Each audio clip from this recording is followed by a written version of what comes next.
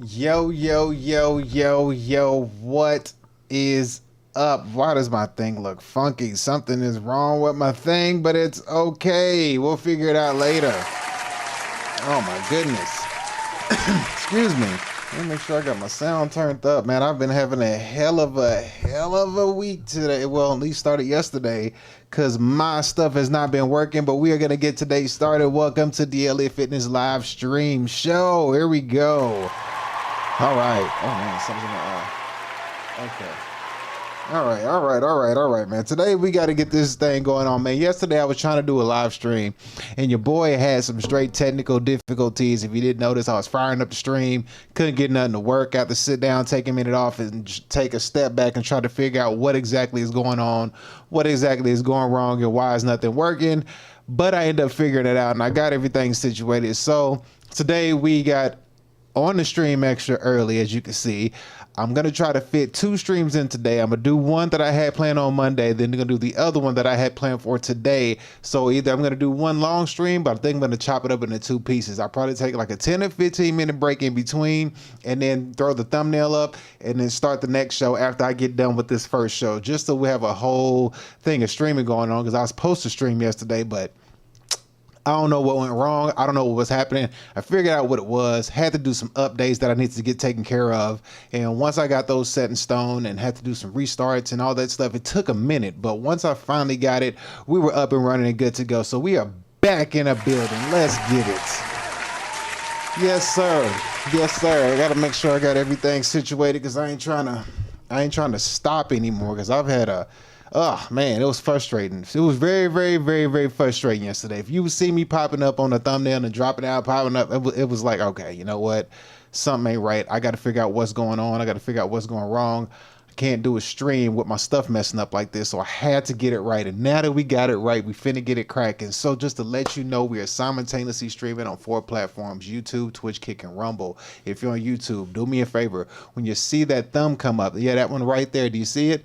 That thumb right there, I see it. It's right there. Hit that thumb up button. It greatly appreciated to get the algorithm out. Therefore, people can, come in and see and get this message that we got to get, because we got a message that we got to get out today. It is a very, very important message that one must hear. It is serious. As a matter of fact, it's so serious that it's probably, hold on, make sure I got my stuff right so I can see everything. Is that it? There we go. It's very serious.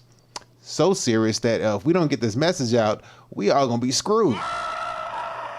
Yeah, buddy. It's one of them messages. You have to hear it, because everybody's going to be affected. First, they starting with the UK, and then they going to run through the UK. And then once they get it implemented in the UK, it's going to be a little easier to get everybody else. Because if you don't know, UK is like the economic financial powerhouse of the world as far as how everything is ran. So once they get it implemented in this that section, they going to run it through the whole rest of the world. It's going to be like, all right, so we got to get ready. We got to pay attention, because I got to get this message out to you, whether you want to hear it or not. And all I got to do is get one of y'all to hear the actual message. I just need one of y'all, just one. I just need one of y'all to hear it. I can't save all of y'all. I ain't Superman. Even Superman couldn't save them all. I just need one of y'all to hear the message, so we can get this message out there to you guys, because it's very important for you guys to hear, because it's some ish about to go down. But before I go any further, I do got one thing I have to say. Hopefully you're having a good day. Hopefully you're having a good start of your week on this Tuesday. And if you're not, I got to let Mr. Child talk to you to bring your spirits up, to understand how, and my head keep hitting this damn, and I gotta let Mr. Child speak to you, so you can understand how fortunate you are. Mr. Child, talk to him real quick. Oh, you're having a bad day? Did you die? I got shot. But did you die? And as long as you did not get unalive, my friend, you are A-OK. I don't care how bad it is. Round of applause for that one. All right, so with that being said, if you want to contribute to today's show, right there's your Cash App and your Venmo. Cash App is going to be Daniel2888. Venmo, Danny-Daniel-00. If you want to contribute to today's show, greatly appreciate it. And yes, sir, so we got a good show lined up for you today. So for the first show, for the first segment that we have, we got fitness, we got economy, we got AI. Those are 3 segments for the show. So for fitness, we're gonna go in and let Greg Doucette give us a little bit of his time from his video. He had one that was kind of weird and interesting at the same time. I'm not gonna say the name of it. Just get ready, because Greg Doucette is gonna talk about Ozempic and people who taking Ozempic, particularly a particular woman. But we're gonna see how she's taking Ozempic. It's gonna be kind of crazy, because you know, women nowadays are a little cuckoo for Cocoa Puffs. You know, you give them too much money and now they think they can just throw their cooch all over the place. But I digress. But we're going to see what's going on with this particular female. All right, because Greg's going to weigh in on this one. I mean, you'll see whenever we get there. I mean, I don't even want to say the name of the video, but just know that it has to do with something called Ozempic. So we'll just start there. Then, in the second portion of the show, we're going to go to what you probably saw on the thumbnail, which is the economy. The economy is the second part of the show. In this portion of the show, we are going to go in on the digital ID that is being implemented in the UK. Yes, sir. It is being implemented in the UK as we speak, so we have to pay attention to see what is going on.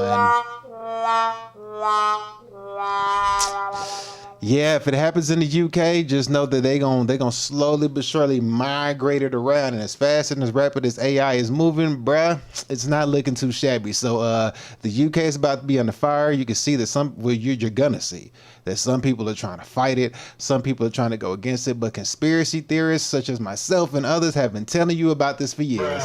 Now, not me in particular. I like to read the conspiracy theories because they make more sense when you look at the big agenda and the macro of things. It makes actually more sense. And every time we look up the previous conspiracy theories that were theories, turns out to be facts in the future, and yet people still come on and talking about, oh, look, there's a conspiracy theorist here. It's like, you should know by now. That's just a word they use just to throw you off the scent, so you don't really look into what they're about to do to you. Yeah, they're about to do to you. They about to put their foot all in your ass. I'm telling you, they finna have their foot stuck up in there. I mean, like,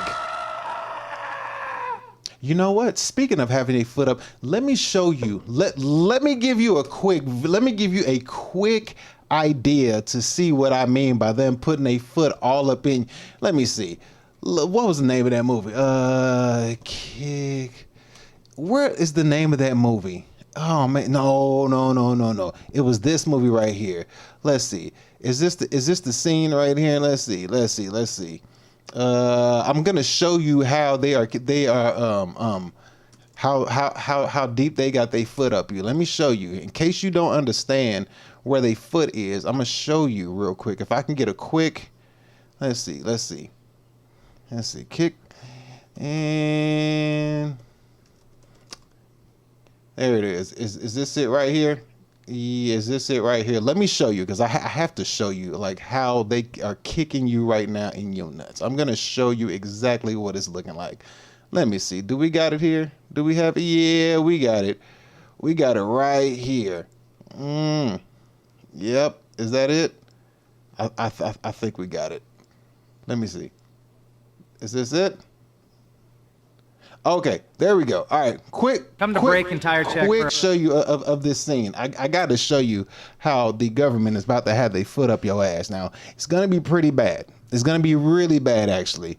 I mean, it's gonna look like this. All right, here we go. So now that we got it, pay close attention, okay? This is how the government's gonna have a foot just all. It's just gonna be like all up it, okay? I can't play the sound. I'm gonna show you a short clip, so pay attention because it's gonna happen kind of quick. So here it goes. So look, government, you got your hands around the government, and then next thing you know, the government will come from behind you because you're gonna be fighting, right? You're gonna be resist the man, and then the man's gonna come behind you and bow, there it go right there.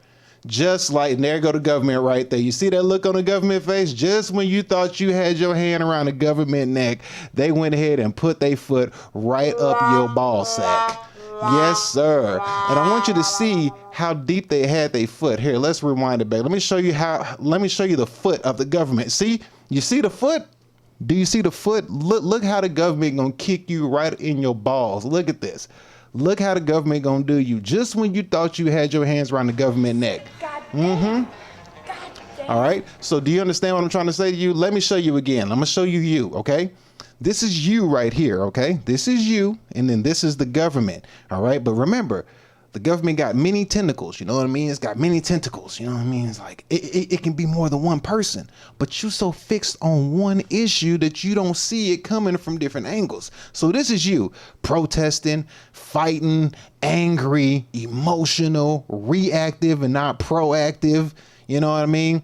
This is you. Here you go. Look at you. You mad. Come here, government. I'm sick of you, government. Oh, government drops a stick. And then, you know, government come from behind you and then just look. Here it comes. Bam! Right there. And there's your face. Look. There's your face. And then look. Check it out. Look. There go the government right there. Like, yes, sir. You want to play stupid games? Win stupid prizes. Yes, sir. Yes, sir.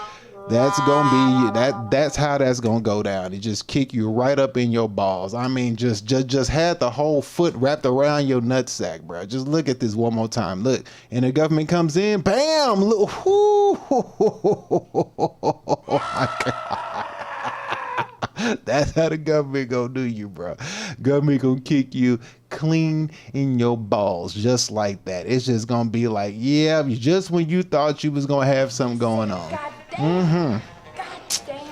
So that's why it's important to pay attention to today's show, because that's what's going to be going on. We're going to understand why the government is going to have its foot just all up in your ball sack like that. It's going to be painful. It's going to be painful. Oh, it's going to hurt. Boy, it's going to hurt. Lord, it's going to hurt. I'm going to tell you that right now. So just to give you an idea of what we in for today, because today is going to be a good one, okay? Today is going to be a fantastic show today. I got something for you. So be ready. Yes.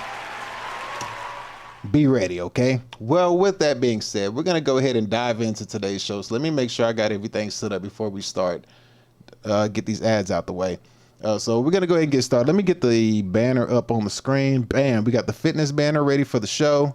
All right. So we got this going on here. So let's go ahead and get our sexy redhead Latina here to get us started on the fitness segment of the show. So here we go. Let's get ready for the fitness segment of the show. Oh, yeah. All right. She ready. She ready. All right. So here we go. We're finna go ahead and get this thing started. We got everything ready to go. Start the first segment of the show. We got the fitness going on. Let me put the banner up here on here too so you can see it. And we are going to start out with a video from Greg Doucette. Fair use, and let's check this out. So he's starting off with this lady right here. She's got Ozempic, and we're gonna see where. So here we go. Oh, 5.5 million followers. And so she's famous for using Mounjaro. Well, she's famous for a lot of things, but we're going to focus on her weight loss, her experience with drugs, the fact she compares it to being with a toxic ex-boyfriend. And so essentially she's on a GLP. And so if you, for example, use Ozempic, it's a semaglutide, or you could use Mounjaro, which is terzipatide. These are prescription medications. Let me remind you, you can get them at AlgoRx. And so she's talking about lining up and seeing celebrities and giving these drugs and acting like she's getting a fix, a hit. And so it's a little loco. I mean, it's really easy to get these prescription medications to help you to lose weight. Is it societally acceptable for me as an influencer yet to say that I'm on Mounjaro? Yes. Let's straight up answer that question. If you admit that you're on something, no one is going to hate you. And if they do, they're losers. It would be like saying, hey, everybody, I'm on HRT, and then people try to cancel you. When you publicly state what you're doing and you don't lie about it, that is okay. But if you lie, I am not on Mounjaro, I'm not on terzipatide, I'm not on steroids, I'm not on HRT, and you are, well, that makes you a liar, and people aren't going to like that. And so by you coming out and admitting that you're doing this, no one should say anything. That is your business. This weird taboo thing still. And I guess I struggle with it so hard because you know I'm always so dead honest with you guys. And so women are now understanding what it's like to be a man. When you're a man, is it taboo to admit you're on HRT? Well, if you do, people make fun of you. Oh, you only look like that because you're on testosterone. You don't work hard, you just take testosterone. If I took testosterone, I would look like you, only better. Anyone that's bigger than me, well, they're a fake natty. That is what men deal with. And so women, they're getting a taste of their own medicine. They're getting a feel for what it's like to be a man. And so in comparison, women who want to take terzipatide, Wegovy, or Ozempic, semaglutides, and so on, they're getting hated on for what people say is the shortcut. Well, is it a shortcut? Yes. Is it a hack? Yes. Same thing. Does testosterone help you to build more muscles? Yes. Does it give you more energy? Yes. There it is. And so people who are doing it 100% natural, you know, people with amazing genetics, people who that don't need these medications. All right, so I think what's going on here is either she's on Ozempic or Mounjaro, or maybe the two of the same thing. I really don't know. I don't take any of this stuff. So, you know, she's complaining about, or whatever she's complaining about, she's mentioning about how it's taboo to speak about taking a certain drug. But I mean, in this world, everybody's on drugs, and it's like perfectly fine to be high on some kind of drug nowadays. You know, take drugs to look like this, take drugs just to take drugs. Take drugs from your therapist because you feel like you're depressed. Take drugs. I mean, you get drugs from everybody. There's your doctor give you drugs, your therapist give you drugs. You go to the gym and, you know, your personal trainer might try to get you on drugs. I mean, there's just drugs everywhere. You call your dealer up and your dealer can probably bring you some drugs as a street pharmaceutical. There's just drugs everywhere. And it's like, you can't escape. I mean, even Greg over here, he's on drugs. You know what I mean? He admits it. It's just part of the world that everybody's in nowadays. It's like on drugs. And now she's over here like getting upset because she's on the internet. And when you're on the internet, a lot of the times, I don't think people notice, but a lot of your responses come from bots. But people take the bots as like serious people sometimes. So, you know, it's like 50-50 down the middle. And you're going to get, you know, talked about, negative feedback, crap talk to you. You ain't just feelings hurt, in other words. And, you know, she looks a certain way, but now, you know, she's worried about what people say. But get over it. Anyway, let's continue. That can just put in the work. They can go to the gym. They can train. They can do cardio. They don't have a lot of food noise, and they can just stay lean. Perhaps they can even have a six-pack without even trying. Well, they don't like the fact that other people have found a shortcut, a hack, if you will, that now puts them on an even playing field, similar to people who are 100% natural, and they see men and or women who are on HRT, Anavar, SARMs, peptides, whatever, and they're thinking, well, I don't like this because you're now as good as me. You now have a physique just as good as mine. People are going to hate you because they don't want you to take a shortcut. Now this can go the same way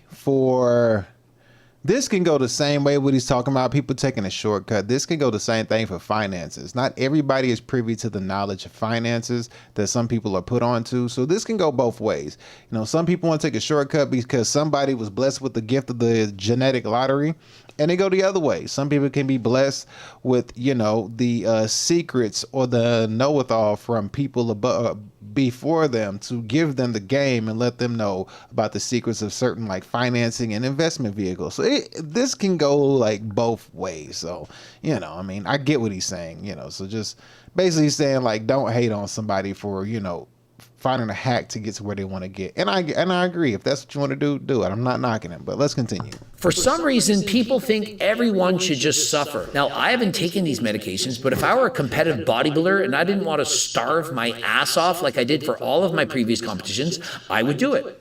And so if someone were to come to me and ask me to coach them, of which they are, I am, of course, coaching. Click the link in the description if you want me to coach you. What are beings?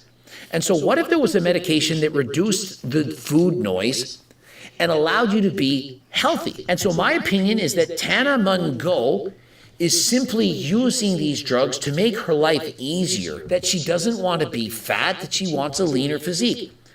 She's an adult. These are legally prescribed by doctors. And so how is this any different than HRT? I think that this is a direct, parallel, equal comparison. People using HRT, it's very comparable to people who are using these drugs to help you reduce your appetite.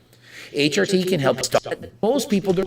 I'm not understanding his point in this. He's really just talking about this bimbo right here, and I just don't get the whole premise of it.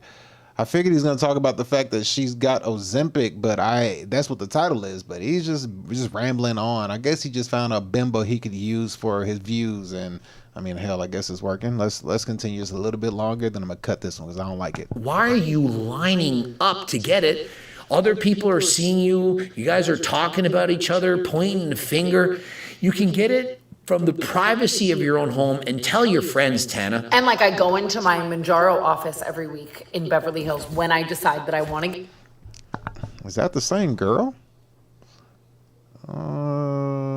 Tan, no tan. Tan, no tan. Tan, no tan. Jesus, boy, look, the internet sure can't lie. Look at the skin color. It is a huge difference. Spray tan, no tan. Sunlight, no sunlight. On, off. Jesus, is that really the same person? Makeup, she still got on makeup. Man, okay, sorry, just couldn't, yeah. Get on it, which is very rarely. We'll get into that. And every single week I see a celebrity or influencer that you know and love, I know and love. What's up with the sporadically using this? You know, sometimes I want to go on terzipatide. Like, this is a medication you're just supposed to keep going and continue to take it. You continuously do it so that you don't have these roller coasters of emotions the way you're having roller coaster emotions with your ex-toxic boyfriends. Or why not just keep the vial at home? Like, you bought it from Algorex and, okay, you stopped using it for a month, you gained 5 pounds, now you want to lose the weight, and so you can go back on it. I mean, personally, I think it's better to just... Okay. I'm gonna call this this one. He just used this one for the bimbos, so we gonna stop this one. I'm not feeling this one. Greg just picked this one for the bimbos to be talking, but I'm gonna give him one more chance on this quick one, which I know he's gonna actually do a decent job on. And so, is it possible? Because he's going to talk about his favorite person. This video is a lot shorter. He's gonna talk about his favorite person, which is Dwayne "The Rock" Johnson. He has a vendetta about this dude like no other, and he's gonna try to figure out if The Rock is actually sick or not, which is a good question because I don't know if you know recently, but here's The Rock. This is who we know The Rock has always been looking like, and recently he came out looking like this right here, which almost looks like a wax figure at the wax museum. You know what I mean? They were trying to replicate him. So I don't know if he's doing a movie role or if he's trying to, Coach Greg is trying to figure out if The Rock is even sick, because some people have been noticing that he dropped like 60 to 100 pounds like instantly in like 2 months. And he had recently came out about a health scare that he had. So with the health scare, you know, Coach Greg was tying it to the fact that The Rock is on steroids, which everybody can kind of see. Like, yeah, bro, you're like 50, looking like freaking He-Man over here. So, you know, like that's not normal. But Rock just had this recently huge drop in physique and look, and you know, Coach Greg has been calling The Rock out for years about being on steroids, but now he's trying to figure out if he's sick or not. So let's dive in and check this one out. That The Rock is just not telling us the full story, that he's actually sick. Continue to get worse for The Rock. In case you thought he'd already lost a ton of weight, wait till you see him now. People are saying perhaps he has cancer, he has no energy, his face is gaunt, he looks skinnier than ever. And so is it possible that The Rock is just not telling us the full story? That he's actually sick, that what happened to his circumflex artery is worse than what people let on to. I've known Emily for almost a decade now. I feel like we've known each other for a lifetime. I've known Benny for 6-7 years now as well, because we were talking about doing the Smashing Machine in 2019.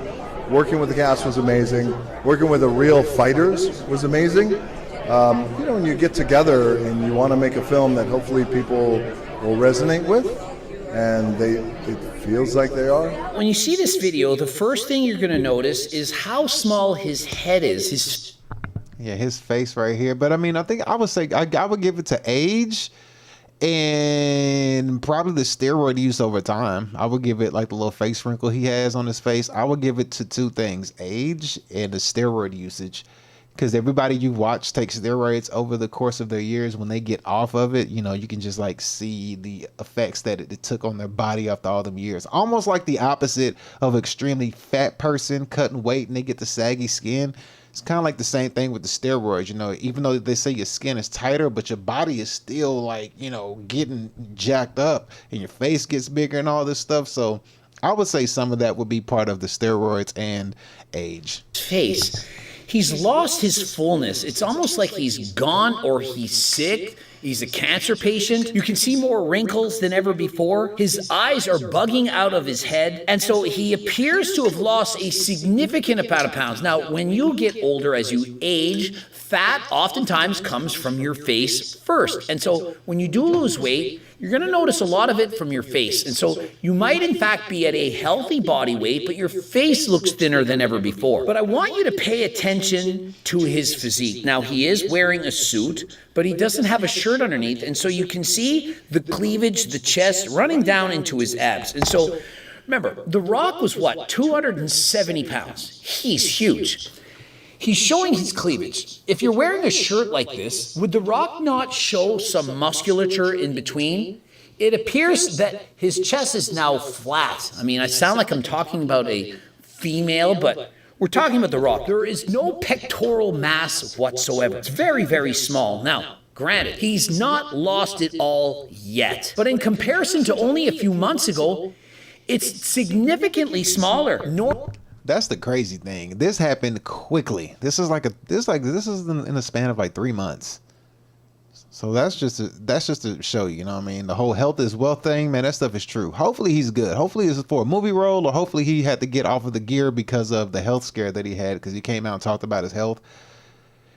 His health was, I can't remember what it was. I can't remember what happened with his health, but it was something that was up that he had to, you know, like, he had to make a decision. And it looked like since that health scare came out that he had, Coach Greg Doucette, he linked it to steroids. He was like, bro, this is all you taking steroids. But The Rock wouldn't come out and say that, but Coach Greg did. And then sure enough, after the health scare, a few months later, he comes out looking like this. And I would say Coach Greg Doucette was correct on his assumption or his analysis on what he sees and what he was basically diagnosing.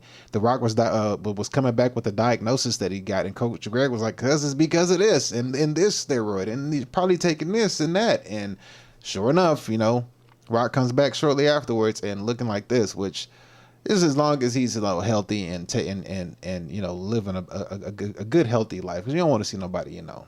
I don't want to see The Rock pass away at like 50, bro. That would suck. I mean, I've been watching that man my whole life with wrestling. He was one of the greatest wrestlers ever. His mic skills was unmatched. So, I mean, if you grew up in the Attitude Era of wrestling, you know exactly what I mean. Regardless of how you feel about him now in his movie role, like, and now he's one of the biggest owners in wrestling. You know, he has a big ownership in the company. So to see him scale up, you know what I mean, and even surpass, you know, like Triple H and the McMahons and stuff like that, he's doing really well. So shout out to him. But let's continue. Normally, his chest would bulge through, his delts would be capped, his face would be more round, and what I really notice is his lack of energy. He's no longer his former self. The Rock, always, I mean, every single time you saw him, he's smiling, he's laughing, he's having a good time, he's upbeat, he's motivating, he's inspiring. But right now, it looks like he's struggling to get through an interview. And all I can think of was when I used to diet for bodybuilding competitions. You might understand that when you go in a calorie deficit, your NEAT, your non-exercise activity thermogenesis, it's going to go down. Your body is conserving on calories. I remember driving in a car and thinking, I don't have the energy to shoulder check. Literally. To change lanes, to drive, I didn't want to look back. It required too much energy. And so imagine if The Rock is starving himself, of which I personally believe that he is. I think that he's so desperate to be called a method actor that he'll do anything to play the part of the role with his... I mean, like, look at him here. And this was... Do we have a date? It says 2 weeks, but we don't, September 4th. But then this could have been old video, so I don't know. But he did just do this video recently. He did just do this movie. You know what I mean? And look at him in this movie. So you can see, you know, and that's actually him. He played, I think it's a wrestler he played or whatever. But as you can see how he looked, you know what I mean? But as opposed to what he looks like now, I feel like dreams are something we can contextualize. We imagine things, scenarios in our minds, the war beyond. Okay, so Vincent Family Film Festival. Okay, cool. So this is a movie premiere thing, okay, I think for this movie right here. But just look at him here. And then, you know, like I said, he had that health scare about 2 months ago, I would say. And then now he's coming out looking the way he does now. So hopefully he's okay. Hopefully it's not like critical or serious to where, you know, it's fatal to where he only has X amount of time to live. Hopefully he's able to catch it and able to get it under control. Called a method actor, that he'll do anything to play the part of the role. With his last movie being so successful, people are praising him, even though it hasn't even come out yet. They're saying what a great actor The Rock actually is. And so he's gone from being a Hollywood superstar and action movie hero and so on, to now wanting to be taken seriously as a method or quality actor. He's perhaps sad enough. The circumflex artery beginning to be closed off. The cardiologist perhaps saying, look, Rock, you can't abuse steroids forever if you... There it goes. The circumflex artery, he had to go see a cardiologist. So a cardiologist is about your heart. So anything with your heart is extremely serious and could, you know, could always be a fatal situation. So hopefully whatever it was, he was able to get a hold of it and get control of it. So that's what it was. The circumflex artery, and he had to go see a cardiologist. So hopefully he's cool. Hopefully he's okay. But let's continue. Continue this. You're not going to live very much longer. He had to do a complete pivot. He had to change. What he's doing now is he's taken on the role of a chicken man, an old, elderly man in his 70s. Whose best friend is a chicken. You can't play that role, that of a 70-year-old, elderly, retired individual, if you look like The Rock.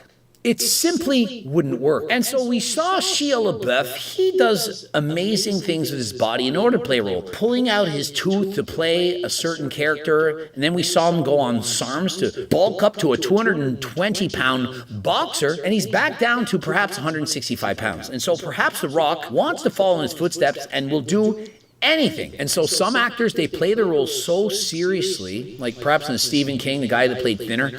He had to lose like 100 pounds and be emaciated. We've also seen the guy who plays Batman. I don't know his name, but I know that he once starved himself down to, I think it was in the 120s, eating 500 calories a day to play that role. And so for The Rock to properly play that role, he can't be 225 pounds of muscle. It wouldn't work. And so perhaps as he's playing the chicken man, he's cut out all the chicken. He's not eating protein. He's on a 500, perhaps 1,000 calorie diet, and he's purposely losing all his muscle. I mean, we saw Cali Muscle. Remember that guy? How much muscle he once had? And remember, he said he was 100% natural. I made a natty or not, and he got mad at me for talking about other men, where I said, hey, you really think this guy's natural? Only later to know that he admitted to using and abusing performance-enhancing drugs and getting a heart attack. And following that, he went on the watermelon diet. I mean, did you see this guy? I think he was drinking breast milk after that. All kinds of crazy things. And he lost a significant amount of muscle. Perhaps The Rock is thinking, if I lose all this weight, all this muscle, I can live longer than last time. And so when your calories are too low, your body has hardly any energy whatsoever.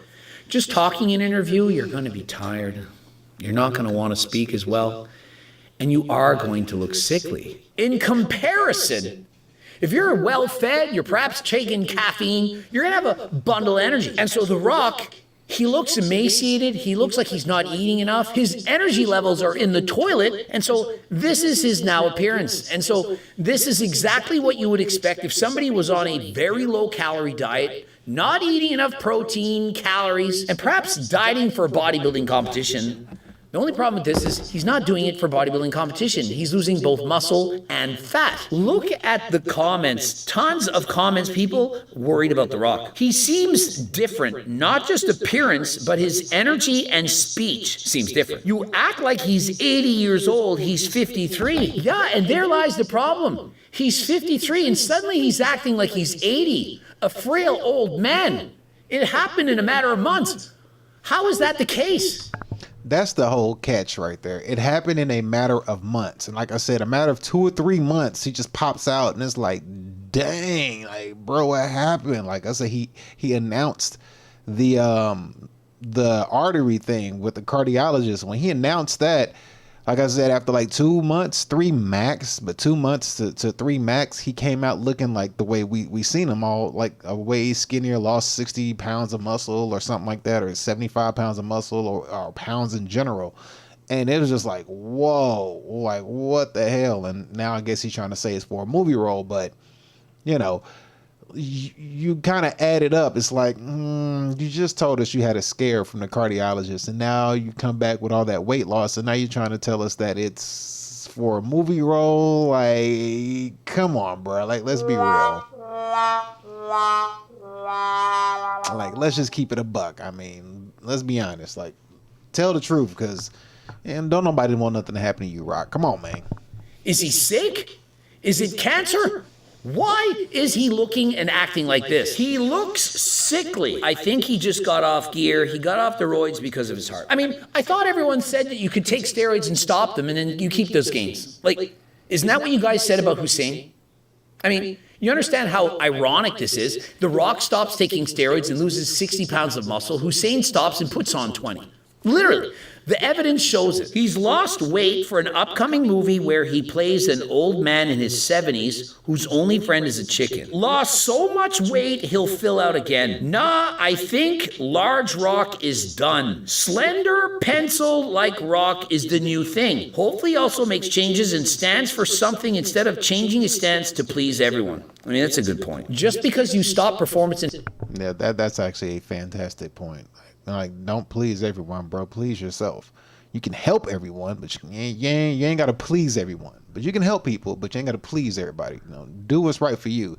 And like they say, health is wealth. You got all that money, and your health starts to come under fire. You know what I mean? Like, stuff gets real really, really, really fast. Enhancing drug doesn't mean you're going to lose 50 pounds of muscle in a matter of months. It doesn't happen that quickly. I mean, it's safe to say that most people at this point don't believe that The Rock was a lifetime natural. They know that he abused steroids. But just because you abuse steroids and you stop doesn't mean you lost all that muscle. Now, maybe that's what people think. And so perhaps that's why I get accused of lying about my HRT cycle each and every day. I always tell people I'm on 140 milligrams of testosterone a week. And so people just can't believe I'm only on 140 milligrams a week. Now, listen, I was on higher doses in the past, oftentimes more than 10 times more. But even if you're only on HRT, you're going to keep some of that muscle, perhaps half. You shouldn't expect to lose everything.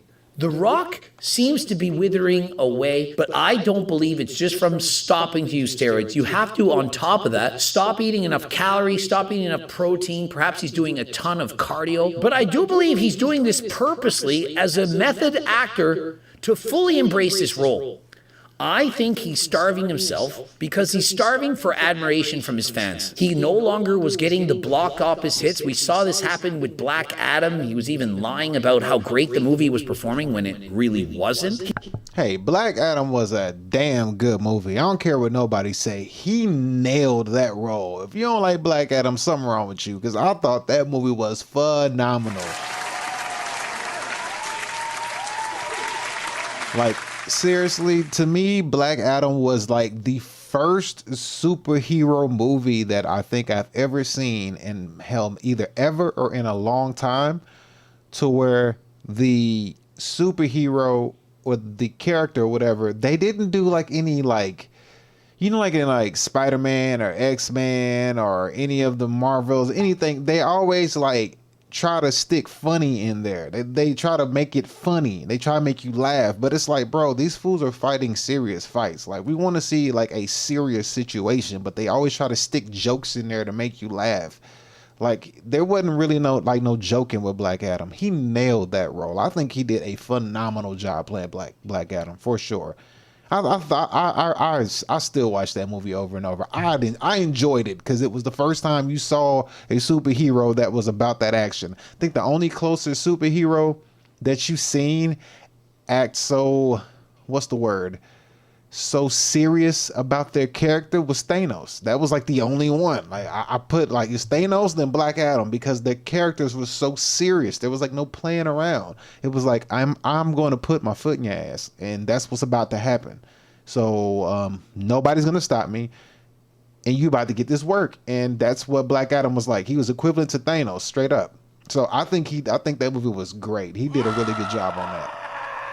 So shout out to The Rock doing Black Adam. Thank you for that, because I enjoyed it. If nobody else did, screw them. He's desperate to please his fans. And so if it takes him starving, perhaps losing 100 pounds in order to do that, well, he's going to do what it takes. I pray The Rock is okay. It's so sad to see him clearly going through some type of medical issues. The Rock is now a stone, well, better than being a tombstone, which is what would have happened if he continued to abuse steroids. There's a lot of pain in those eyes. Hope he fully recovers soon. He still looks unwell to me. Damn, The Rock suddenly looks 80. And so what I see, it's not pain in his eyes, it's lack of nutrition and calories. When you don't eat enough, eventually you lose muscle, you lose fat as well, and you become emaciated. This is why many people suffer from losing 2/3 of the muscle when using Ozempic. Many people call it Ozempic face, Ozempic butt, Ozempic this, Ozempic that. Bro, we literally just clicked off this video and now we end up with this chick again. Go away. These people are abusing this drug.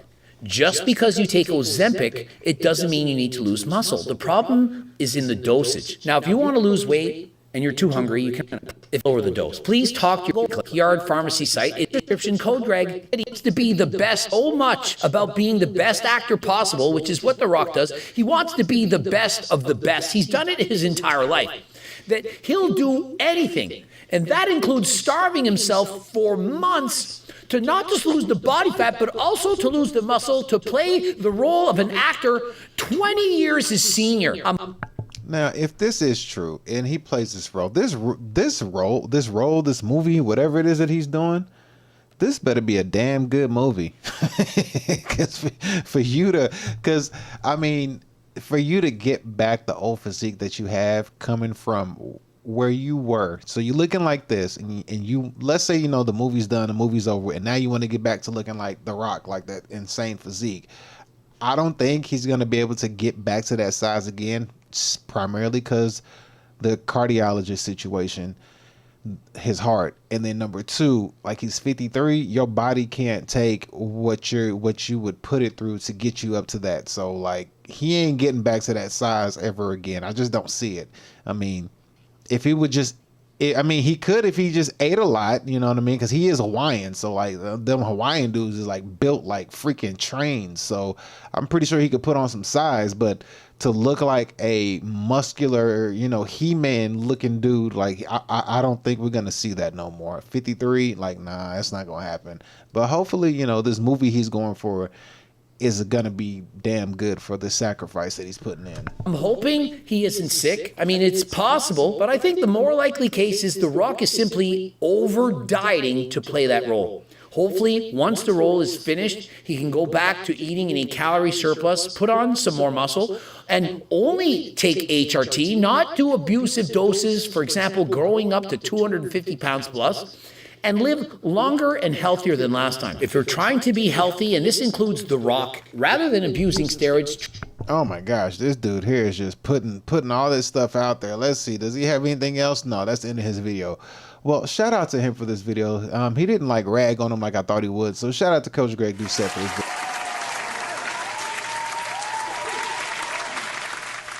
Yeah, shout out to him for sure, man. I mean, and hopefully everything is okay with The Rock, but that's just one of the things that you always see. People who take steroids for a long period of time, when it's time to come off of them, it's like your body withers away. The way your body ends up looking after steroids, it always makes me look at the after effect. Like when you're on steroids, you look great, but when you get off of steroids and the age catches up with you, even though you've been working that entire time of your life, because you can't just take steroids and then just have like a great body. It doesn't work that way. You do got to put in the work. You do got to put in the effort. It does take dieting and working out and consistency. It does take the work behind it. However, the after effect over years of doing the steroids and how your body looks afterwards, like and all the injuries that come with it, you know what I mean? Like your body's not used to all that muscle, so you can tear quads, you can tear a bicep more easy, dehydration, like all these things come with that. And then when you have to get off of them, it's like I don't know, it's almost like you didn't work out all those years. You know what I mean? Like, I understand you may not work out no more, but your body doesn't respond the same it seems like your body doesn't respond the same to working out as it did when it was on steroids, which is an obvious. It's not supposed to, but if you weren't on steroids, I think your body would react a different way, even with proper dieting. That's just my assumption. I'm assuming that because everybody who's on gear, then you look at them later on when they get off gear, it's like a night and day situation. You almost want to ask the same question. It's almost like you look at them, you're like, what happened? You know what I mean? Like, dang, like I get it, but like that is, you look like that now. You know what I mean? Like you used to be a freaking superhero. Now you're like, but I think that's just one of the things that come with taking steroids over time. Your body, you know, you overdo it, I guess. You know what I mean? You overdo everything with the steroids. It gives you a inflated amount of, you know, hormones, testosterone and stuff. I think you just overdo it on everything in your body, and your body's being pushed to this limit that it's like not used to, or that's not natural. So then when it gets back to its natural state, it's like, yo, like you overdid it. So now like we're not gonna, you know, like the muscles ain't just gonna be muscling no more. Like you finna have it's like you rapidly age your body on the steroids. And then when you get off, you can see it. It's like you're 20 years older than you should be when you're already in your 50s. You know what I mean? You're looking like you're 70 in your 50s type thing. You know what I mean? Like you look weak. You know what I mean? You don't look strong. You look weak, or you look like a older man than what you are, you know, and it's just, you know, it's just not a very good look. I would be afraid to go on steroids for that reason, because I would rather age gracefully in the long run as opposed to get it all now and then later on, you know, crash out and have, you know, one of those health issues where you got all the money in the world, but yet your health is a concern. I'd rather have both. I'd rather have good health and good money as opposed to just, you know, all the money and then just all of a sudden, oh no, my life could end over all these things I've done. Now the drugs are catching up to my body and my body can't withstand it no more, and then you wither away. So yeah. There's that. But anyway, you get what I'm saying, man. But shout out to Coach Greg for that video. Shout out to The Rock, man. Round of applause to them. So be careful out there, man. Try to keep as natural as you possibly can. Just understand that your diet and your workout go hand in hand. If you want to look good, one thing you have to understand is, you know, protein is very, very, very important. You know what I mean? If you can eat a good amount of protein, that will change your physique. You know, get your macros in, get your calories right, but eat your calories and hit your macros. As long as you hit your carbs and your protein mainly, really you want to hit all three: carbs, proteins, and fats. But proteins and fats, I would say, over everything. Hit your good protein, hit your protein macro and hit your fats. Carbs, I think you can kind of go by the wayside because carbs are everywhere. And I would always say charge up with your carbs prior to your workout. Use the carbs as energy as opposed to when you eat for the rest of the day. Just protein it out. Just protein or healthy fats, you know, like nuts and avocado and stuff like that. So if you're the type of person who goes out to like what I was doing when I was bulking for the first time, what I would do is I would eat oatmeal and like 2 or 3 boiled eggs, right? A cup of oatmeal, 2 or 3 boiled eggs, and I make the oatmeal to my liking. Whether I throw some strawberries in there or some cinnamon raisin, whatever, I make that. That's what I would go into the gym fueled with, you know what I mean? Plus my supplements and my pre-workout and creatine. I would go into the gym fueled on that, and then when I'm done working out, how extensive my exercise was, then when you leave and it's time to, you know, repair your body from the working out that you did, I used to go straight to Chili's. Chili's was like my low-key like lunch spot. Get a 10-piece wings and a ribeye, broccoli, and potatoes. That was it. And that right there would do everything. You're getting 10-piece wings, straight protein. Then you get your steak, your broccoli, and your potatoes. Your broccoli got a good source of protein as well as your steak. And then your potatoes is your extra carbs. And that right there would do it. That would sit down and it would just satiate my body. Like you could feel it like repairing you. And then it'd be time for a freaking nap. You know, you don't ever want to sleep on sleep. You know what I mean? You don't ever want to underestimate the power of sleep, or resting, I would say. Resting your body. And then, you know, if I didn't feel like eating a 10-piece wing that day, then, you know, get some chips and chips and avocado, you know, dip your chips and avocado or whatever, and have that with your ribeye, broccoli, and mashed potatoes, and that would do you right, because now you got a healthy fat as opposed to a protein. But just, you can kind of switch it out with whichever one you want, but that's going to help repair your muscles and get you back right. And also feeding your body enough. Your body takes a good amount of food. If you want to be filled out and looking good, it takes a good amount of food to do so, depending on your height, weight, and size and what you're trying to get to. So just know it's not cheap. It's an expensive endeavor to sustain. You know what I mean? But it's actually, you know, worth doing, because you feel so much better. You really do feel good, because you're completely like charging your body. And it's something I believe that everybody should work towards.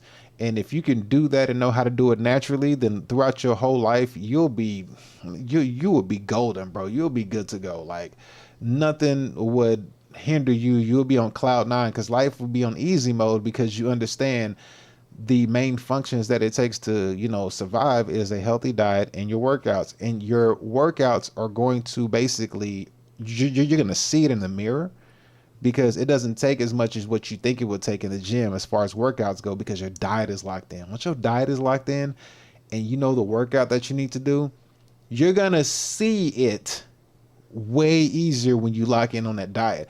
Like, you don't even have to work out as hard as you think you need to do, because your diet is locked in, and you're like, okay, I've been fueling my body so well, it's paying off. Like, I can feel the difference of proper fueling. It's like putting in it's like putting in the right gas, the right octane of gas in your vehicle.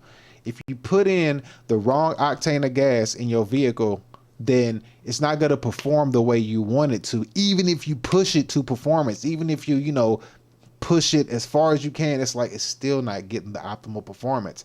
You put in 91 or 93 in a car that take 87, it's not gonna work the same, because the car don't necessarily take that. You know what I mean? Or if you put, you know, 87 in the car that take 91 or 93, it's not gonna perform the same. It'll still work, but it's not gonna perform the way it should, as opposed to if you give it exactly what it needed. You know what I mean? So always keep that in mind. If you can never sit down and lock in your diet with macros and know your calories and all that stuff, you'll see it just change everything, and it will change your mindset on how food works and everything like that. So I would always try to motivate everybody to go down that road and do that to yourself, do that for yourself, and fix your eating, your dieting, and you'll realize you'll have a lifestyle change, you have a mindset change for sure.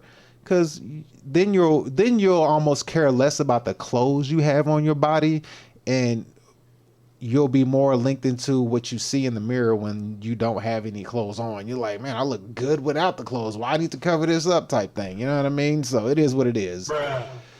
But with that being said, that's going to be it for the fitness segment of the show. Shout out to Coach Greg Doucette on that one. We're going to go ahead and hop into the next segment of the show. All right, so for the next segment of the show, we're going to hop into the economy. So let me go ahead and change this banner real quick. Where is it at? There it is. And let's go ahead and get our lady in here to go ahead and guide us into the economy segment of the show. So here we go. Welcome to the economy segment of the show. Enjoy. All right. So now we are in the economy segment of the show, where we need to talk about what is going down over there in the UK as we speak, man. This is going to raise a lot of eyebrows, and we have a lot that we have to look into. We got a lot that we got to tap into. So we're going to look at the fact that these people are basically going to implement the digital ID starting over there in Europe. They're putting the digital ID on people, and we're going to see exactly what's going on, why they're doing this, and, well, I mean, we already know why. Because at least the conspiracy theorists know why they're doing this. But for the layman, for the NPCs, they don't understand why. They're going to sit here and try to fight this and, go against them. They're going to fight the government and fight for their rights and fight for their freedom. It's like, you're kind of too late. They've been trying to tell you this since like the 80s or 90s, as far as I know. So we're gonna look and see exactly what this means. Well, we're gonna take a particular person, he's going to go in on this video by Legion of Men. He's going to give his take on the digital ID, what's going on in the UK, and we're going to take a look at his video and see what he has to say about it and interject as we go along. And after his video, we're going to look at a bunch of other different news anchors and news channels to see exactly what they see and what they say about this happening. But we have to dive in to see how serious this situation is and see if there's any pros or any cons to it. I believe there's all cons and no pros to this situation. I don't see nothing positive coming about this except a surveillance state. But let's go ahead and dive in and take a look at what's going on. So first, we got this video right here from this guy right here. Change the banner. Like I said, Legion of Men, his name is Bo, and we're going to check out this video right here. It says the digital ID is mandatory in the UK. So let's let him take it away. Here we go. Apparently, they have instituted or are planning to have mandated, from what I just saw in the UK, digital ID. It is now official, and it is mandatory in the UK for you to have digital ID. I'm not joking. I pulled this up and checked. There is already 1 million, from what I have seen, 1 million signatures petitioning to get that reversed. And it's deeply unpopular, with some MPs also voicing concern over digital ID. But the issue is, this comes at a very strange time, by the way. So we're fresh off the heels of the UN meeting where Trump lambasted the entire UN, told them they need to close their borders, told them that essentially they're destroying their own countries and you won't have a country anymore if you don't fix the migrant issue, the open borders. And once the dressing down ended, that also came on the heels, of course. Let me not forget this. The UK had a massive demonstration of 3+ million, potentially, for sure, in the millions of people were demonstrating as it was labeled, far-right demonstration or protest, but really it was just ordinary British citizens that were tired of the authoritative government that was instituting pretty much two-tier policing, with Muslims in the UK having different rights, what it seemed like, as compared to UK citizens. People were seen being arrested, with police actively coming through in the middle of the night to arrest them for memes or posts. And as recently, we had 2 women that have gotten memed and turned into Wojaks, that their daughter, I believe it was, their child, were looking at unauthorized posts on social media. They needed to get the cell phone, and if they wouldn't hand it over, they would be getting arrested for that. And that's incredible to hear. This is the UK. This was at once one of the bastions of democracy and civility in the world, is now taken an authoritative step.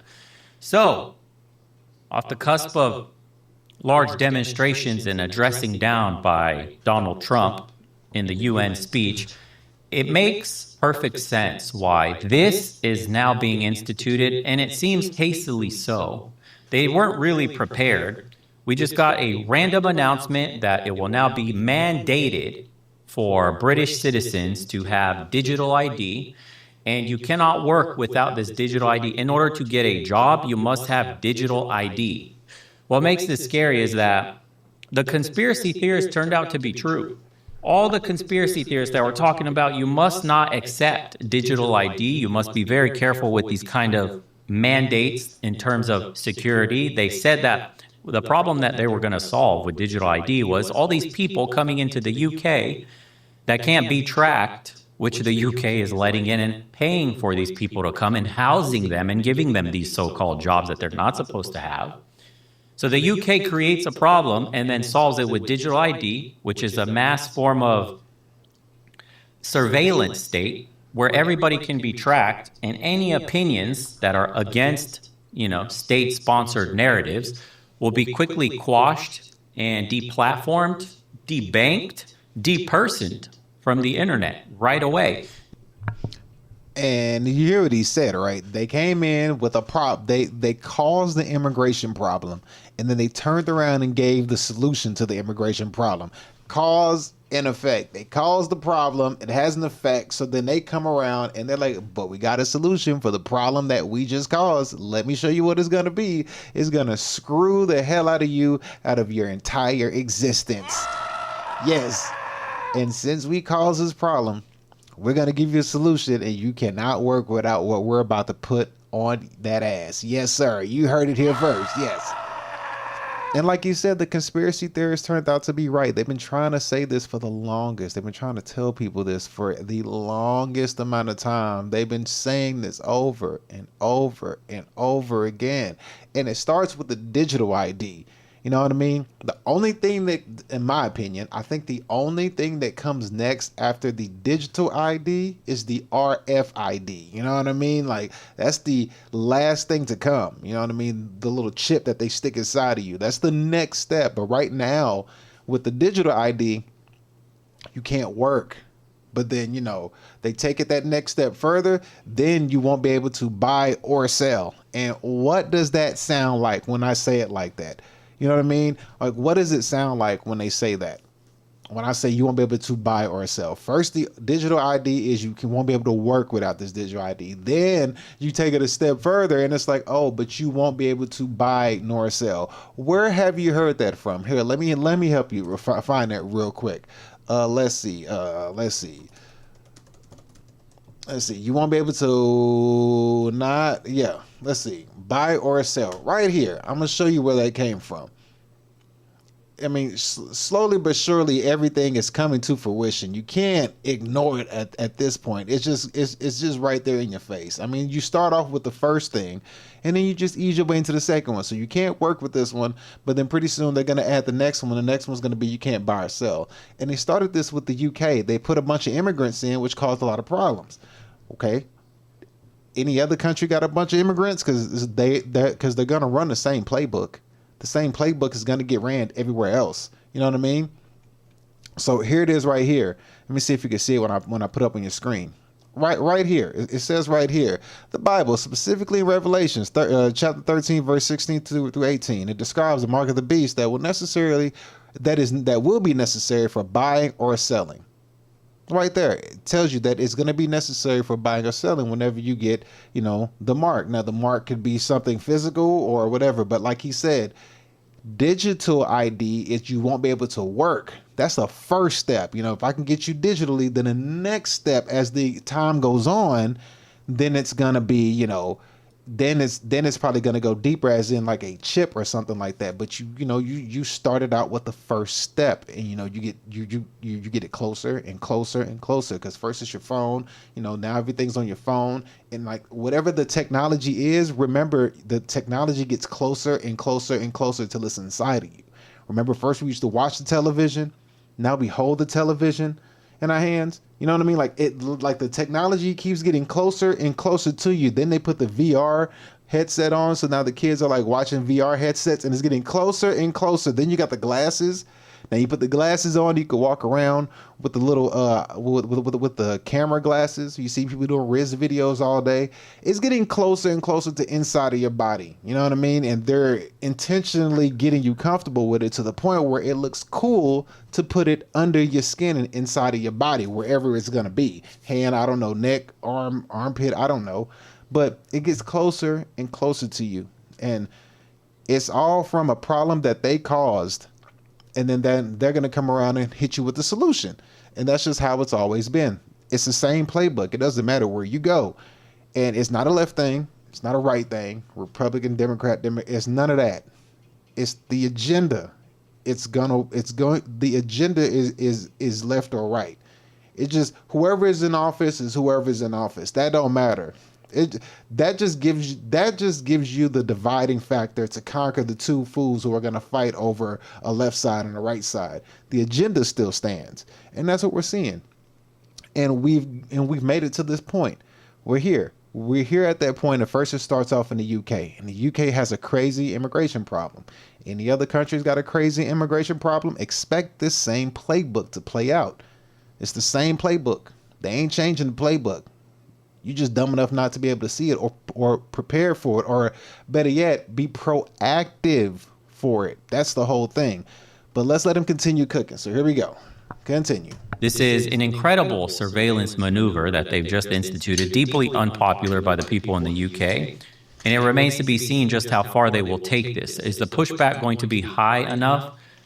strong enough that we will get a government walkback for British citizens, it remains to be seen. You ain't getting no government walkback, bro. No. You ain't getting no government walkback. You know what you getting? I'm gonna tell you what you getting from the government. You getting this right here. FYM. Fuck y'all motherfuckers, you know? That's what you getting from the government, straight up. But what this does say for the future is that if it's being tested in a country like the UK, the rest of the EU is coming, and America will not be far behind. Exactly. This is the issue here. We're watching in real time an authoritarian power grab inside the United Kingdom. On the heels of those massive protests, they're losing control. This is akin to the flailing beast. Shortly after the killing blow has been delivered, the technocratic elite, or at least the old guard, is rapidly losing power, and rapidly so. The narrative is no longer controllable on social media. Honestly, we owe Musk a great deal of gratitude for buying Twitter and turning it into X. I think that was one of the pivotal moments we're going to look back historically that has altered the presidential race in the United States, that has altered free speech on the internet, and has given way to this so-called right-wing rise or populist rise.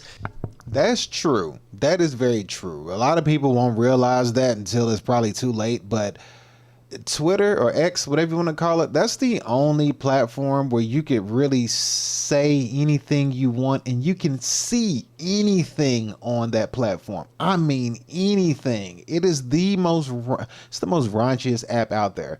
Like, you can see anything on X. I mean, I be seeing people's accounts be banned and I'm like, how?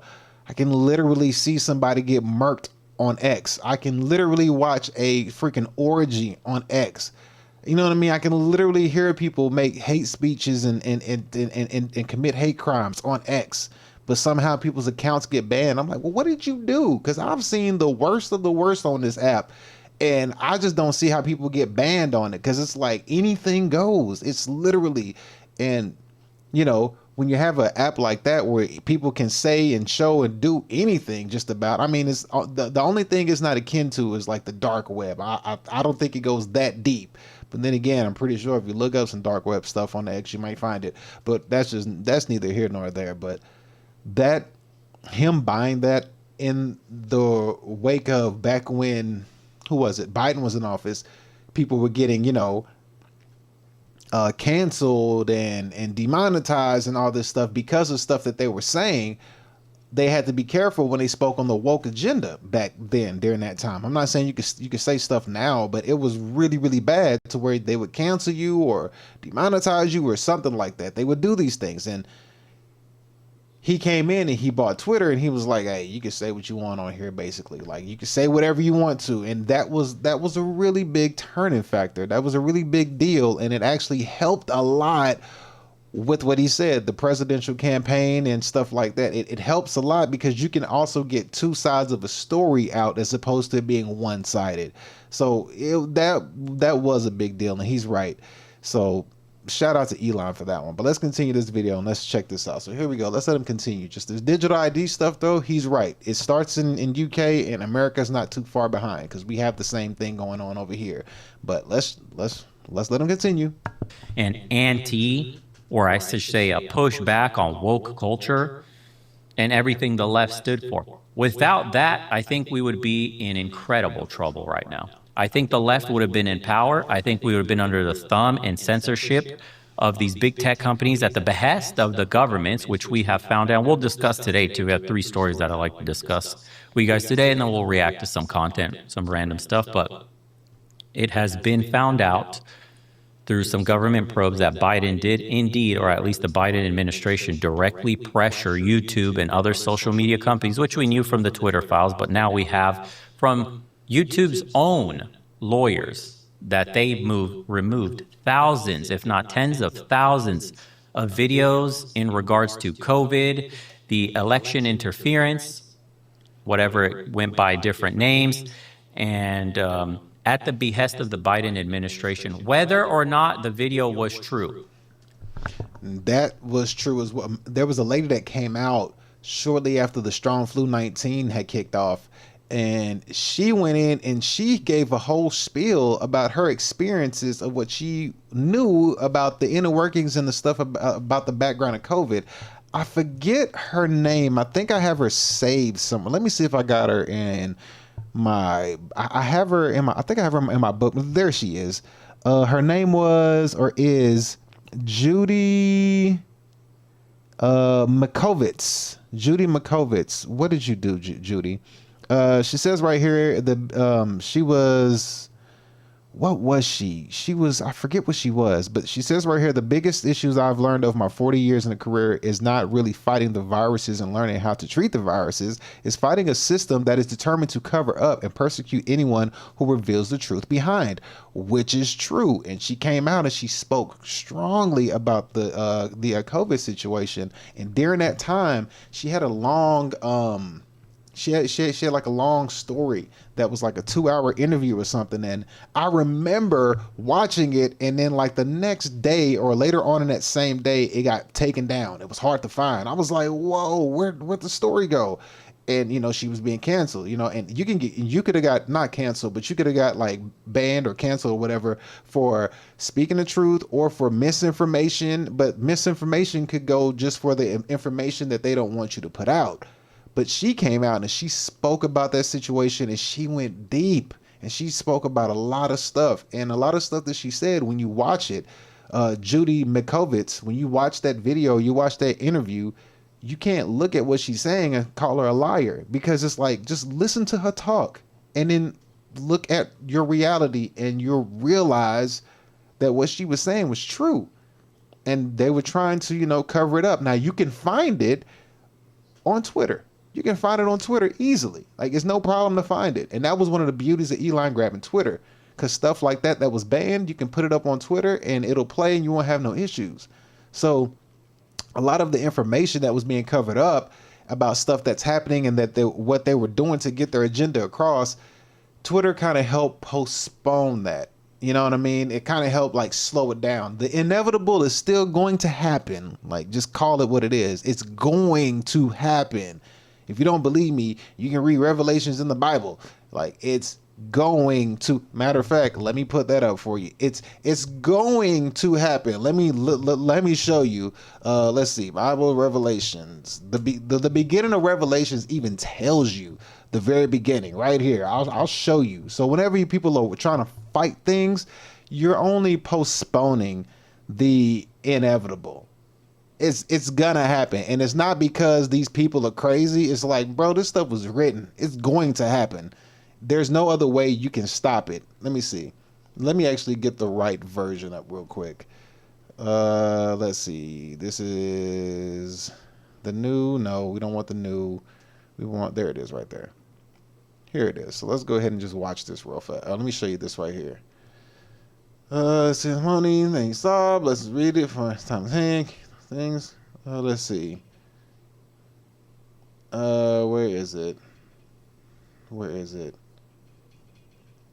All right, here it is right here. So I'm gonna show you. So right here, when you look at this and you read this, you read the first beginning of Revelations. Whether you're a spirit, whether you believe in the Bible or not, that's irrelevant at this point, because shit's going down. It says right, the revelations of Jesus Christ, which gave God unto him, to shew unto him his service things which must shortly come to pass. And he sent and signified it by his angel unto his servant John, who bare record of the word of God and the testimony of Jesus Christ, and all of the things that he saw. Blessed is he that readeth, and that they hear the words of this prophecy, and keep those things which are written therein, for the time is at hand. John, to the 7 churches which are in Asia, grace be unto you, peace from which is he, or from him which is, and which was, and which is to come, from the 7 spirits which are before his throne. So therefore right there, it's letting you know that even though people are going to try to fight these things, they're going to happen. Like, you're not stopping it. Like, these things must come to pass, regardless of how you feel. Like, it's finna go down. You know, you got to understand how to prepare yourself. That's the whole key. How to prepare yourself for what's to come. That's the key of what we're going through. How are you going to prepare yourself? You know, you can be, you know, you can, I'm not against anybody trying to postpone it or slow it down, to buy people more time, to hopefully to wake some more people up. Like, hey, like, get ready. There's a way you need to prepare for this. You know, spiritual and financial and physically, you need to be ready in all three aspects. But yeah, let's let him continue with this, and then we'll move on to the next video. Here we go. Quite a few people have been banned because they talked about COVID. I got deeply affected by that because that was during the era when I was coming up on YouTube, and we did cover COVID stuff and got blacklisted for it directly. Had to start a whole new channel, which is why Legion of Men actually even exists, is because the main channel we were working on, we were covering COVID and trans issues, and those were a no-no back in the day, and you got essentially either completely deplatformed or shadow banned into the nether realm. So here we are. And now YouTube has just admitted that they were indeed on the behest of the government doing that. This is the elite losing their grip on power, you guys. This is the flailing beast with digital ID trying to grab what it can, whatever's left of the power it used to have. This is why they instituted it so sloppily, so suddenly, and at such an unpopular moment. This wasn't even done as a option. You can opt in. If you'd like it, it's not mandatory. It means nothing. Hey, if you want for convenience to have a digital ID, we'll make it really easy for you for, you know, certain aspects of society, maybe travel, maybe getting a job, maybe collecting your pension, maybe whatever it is, right? It's completely optional, and then you reach a critical mass in society of so many people would opt into digital ID naturally that's when you then say you mandate it. They mandated it today. Today, the story says, today you must get digital ID in the UK if you want the right to work. And this video from him is 3 days old. So what are we at? The 30th? So September 27th is when he's saying this. So this is 3 days ago. Essentially, the right to earn money, the right to feed your family, or else you will starve to death. That's crazy. This is where we are right now in 2025. All the conspiracy theories are true.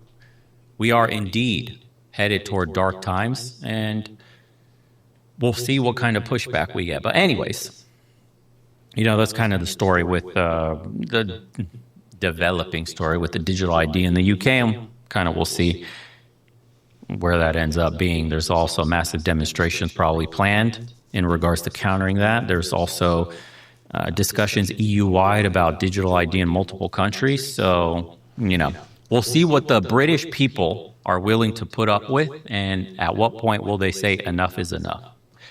For now, it seems like the British people have a high pain tolerance for their rights being taken from them. Yeah. All right, so we'll check that out here in a second. But shout out to him for that one. We got a couple other videos we're going to look at. Give him a round of applause, though. We're going to check out a couple more. So what we have here also is, wait. Let me see.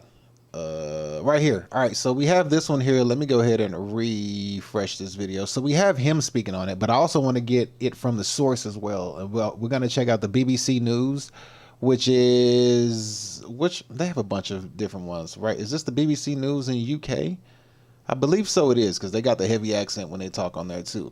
But we're also going to take a look at the BBC News, and they're going to speak on it as well, and they're going to give their take on it. So we're going to hear it from an actual news source take it instead of just a YouTuber, no offense. But we're going to get an actual news source is going to speak on it and see exactly what the plans are for the government to basically implement this digital ID. So as we see now that they not playing around with this, and you know, like I said, it's always the same playbook, but the playbook's been known. This ain't nothing new. And he mentioned what did he mention? He mentioned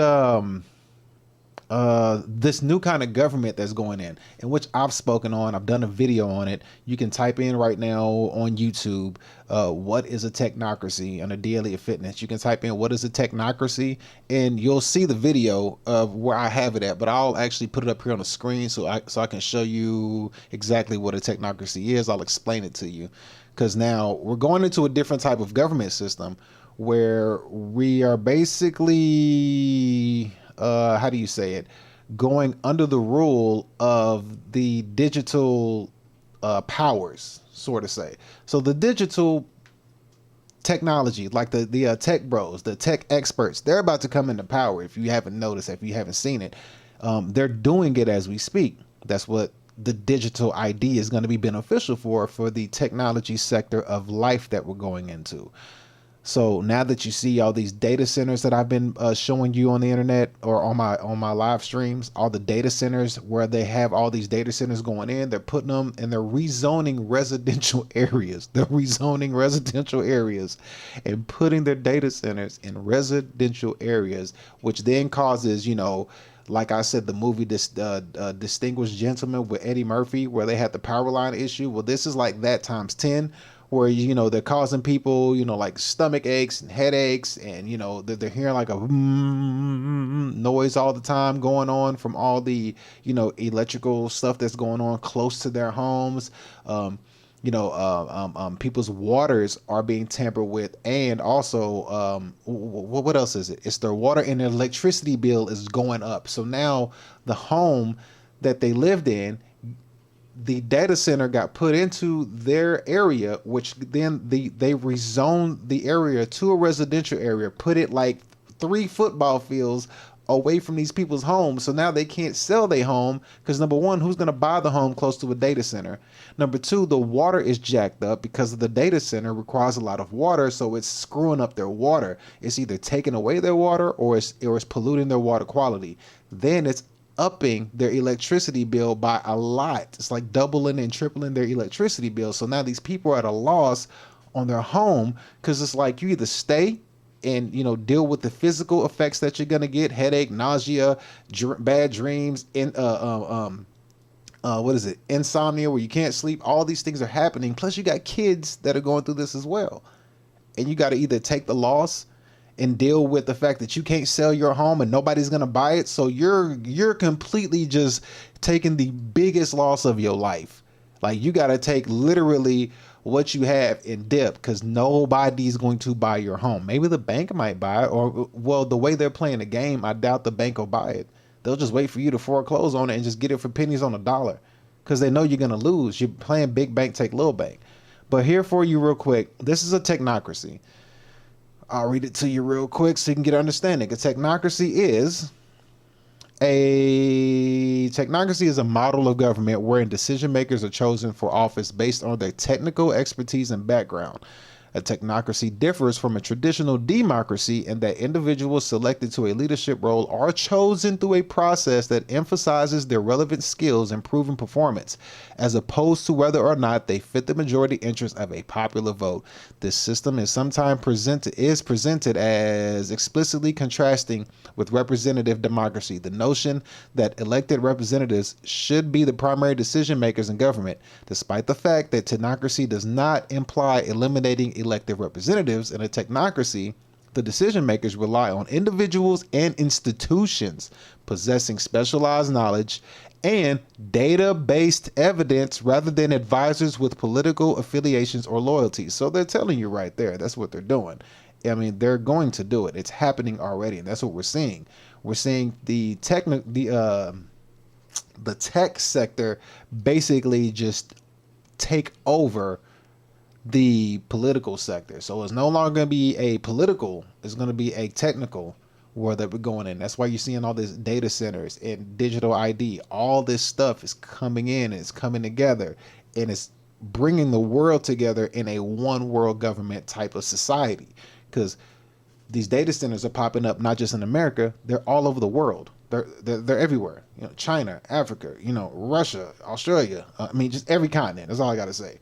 You're seeing them everywhere, you know, and I mean, my personal opinion, I would say the best place to put a data center, if you could put one in, would be in Antarctica, because it requires, number one, a lot of water, and they push off a lot of heat, so it's cold down there. So I wouldn't be surprised if there were data centers in Antarctica, which would probably be the best ones. But I digress. I wouldn't be surprised to have one down there. But yeah, so we're gonna look at this next video. And this video is going to be from the BBC News, and it's the digital ID to be compulsory for all UK adults under government plans. So let's go ahead and check this video out and let's see what they say about the digital ID. Here we go. Here in the UK on an issue that's divided the country over the last few decades. Every adult will need a new government-issued digital ID to prove they live and can work here.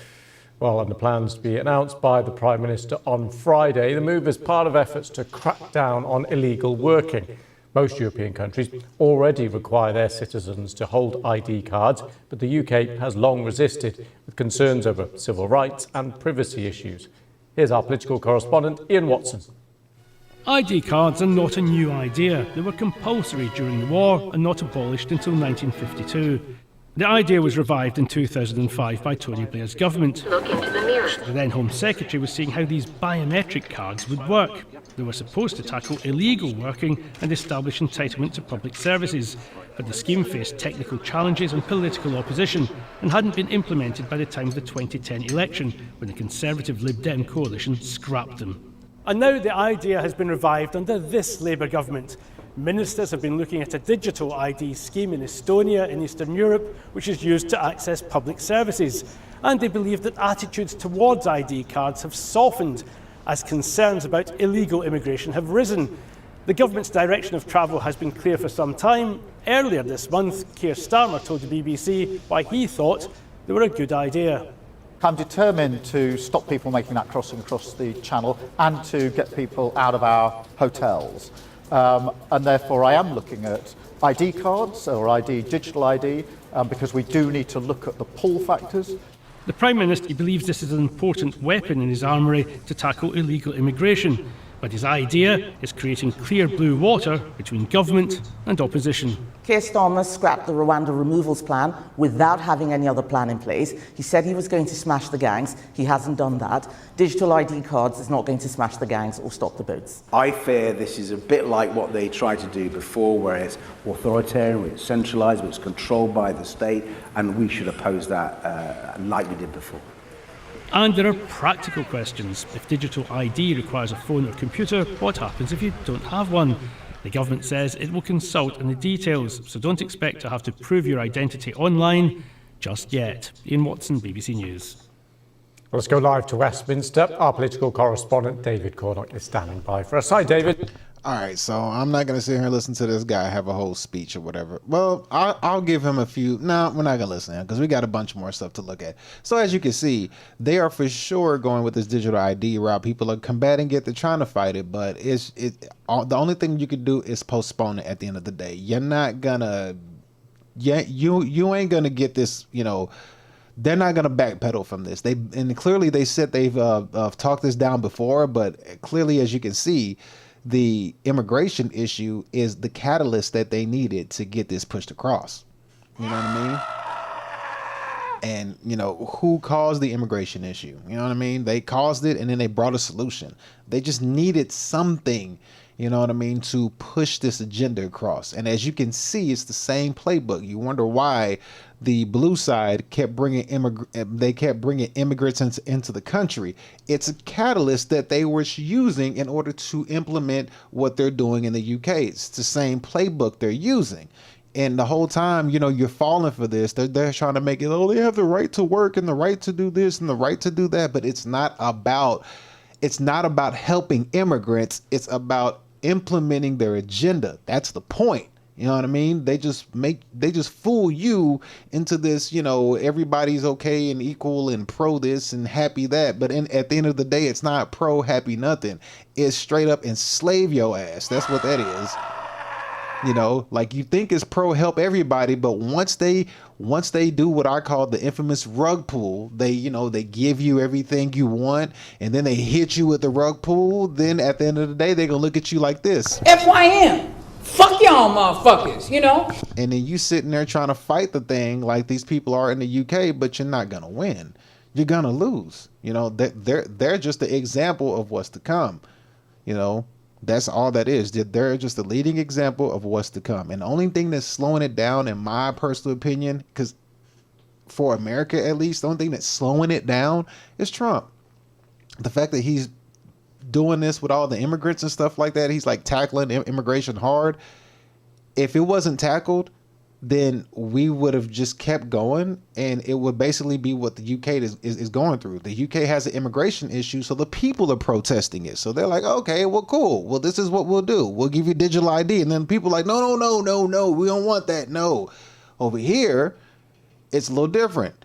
We had a president that came in, and he was like, don't worry, I'll deal with it. And he goes in and he deals with it. Now, at the end of the day, like I said, it's still going to happen. I just think it's just slightly postponed. It's just slightly postponed for a little bit of time.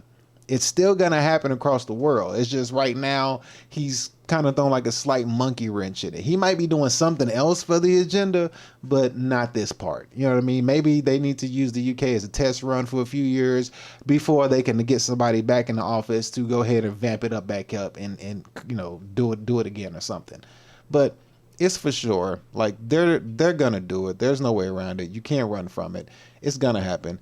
And let's see. We have another lady right here. Okay.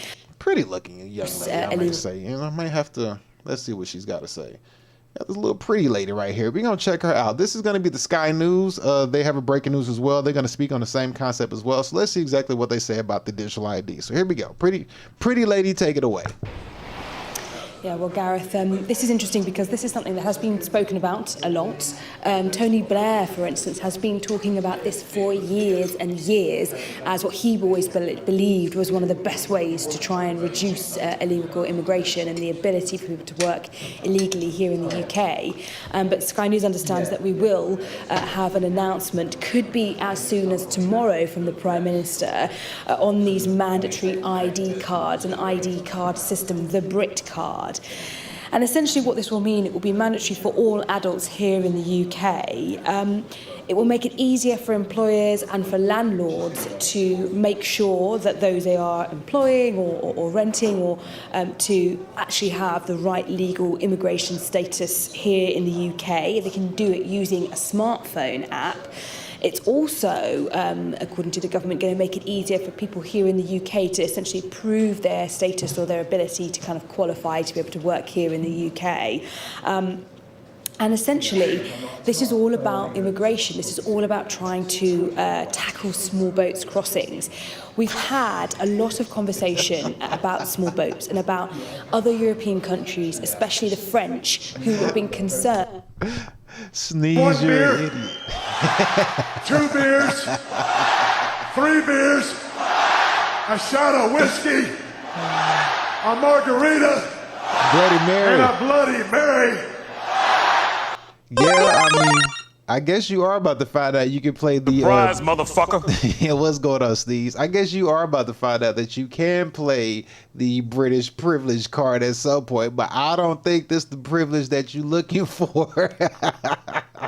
What's going on, man? How you doing? Good to see you, man. Shout out to Steez TV. He's on Twitch right now. Go check him out, man. He's a great streamer. Yeah, the UK's not doing too shabby. They went ahead and hit him with mass immigration, and now they're turning around and they're about to hit him with some digital IDs, which is basically a way of enslaving everybody, and the conspiracy theorists have came out to be true. So the government is basically looking at them like, FYM. Fuck y'all motherfuckers, you know? So yeah, that's kind of where they are right now. They're in a stalemate. He says, the Brits and their privilege putting us non-Brits white to a minority. That's, in a nutshell, you know what?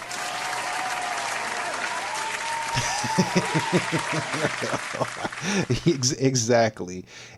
But what it is that we're looking at them and we're seeing them basically, like, I hate to say it in this terms, but pave the way, or basically they're showing the example, like this is what happens with immigration in your country. This is what they're going to use to combat immigration. They're going to use a digital ID to combat immigration.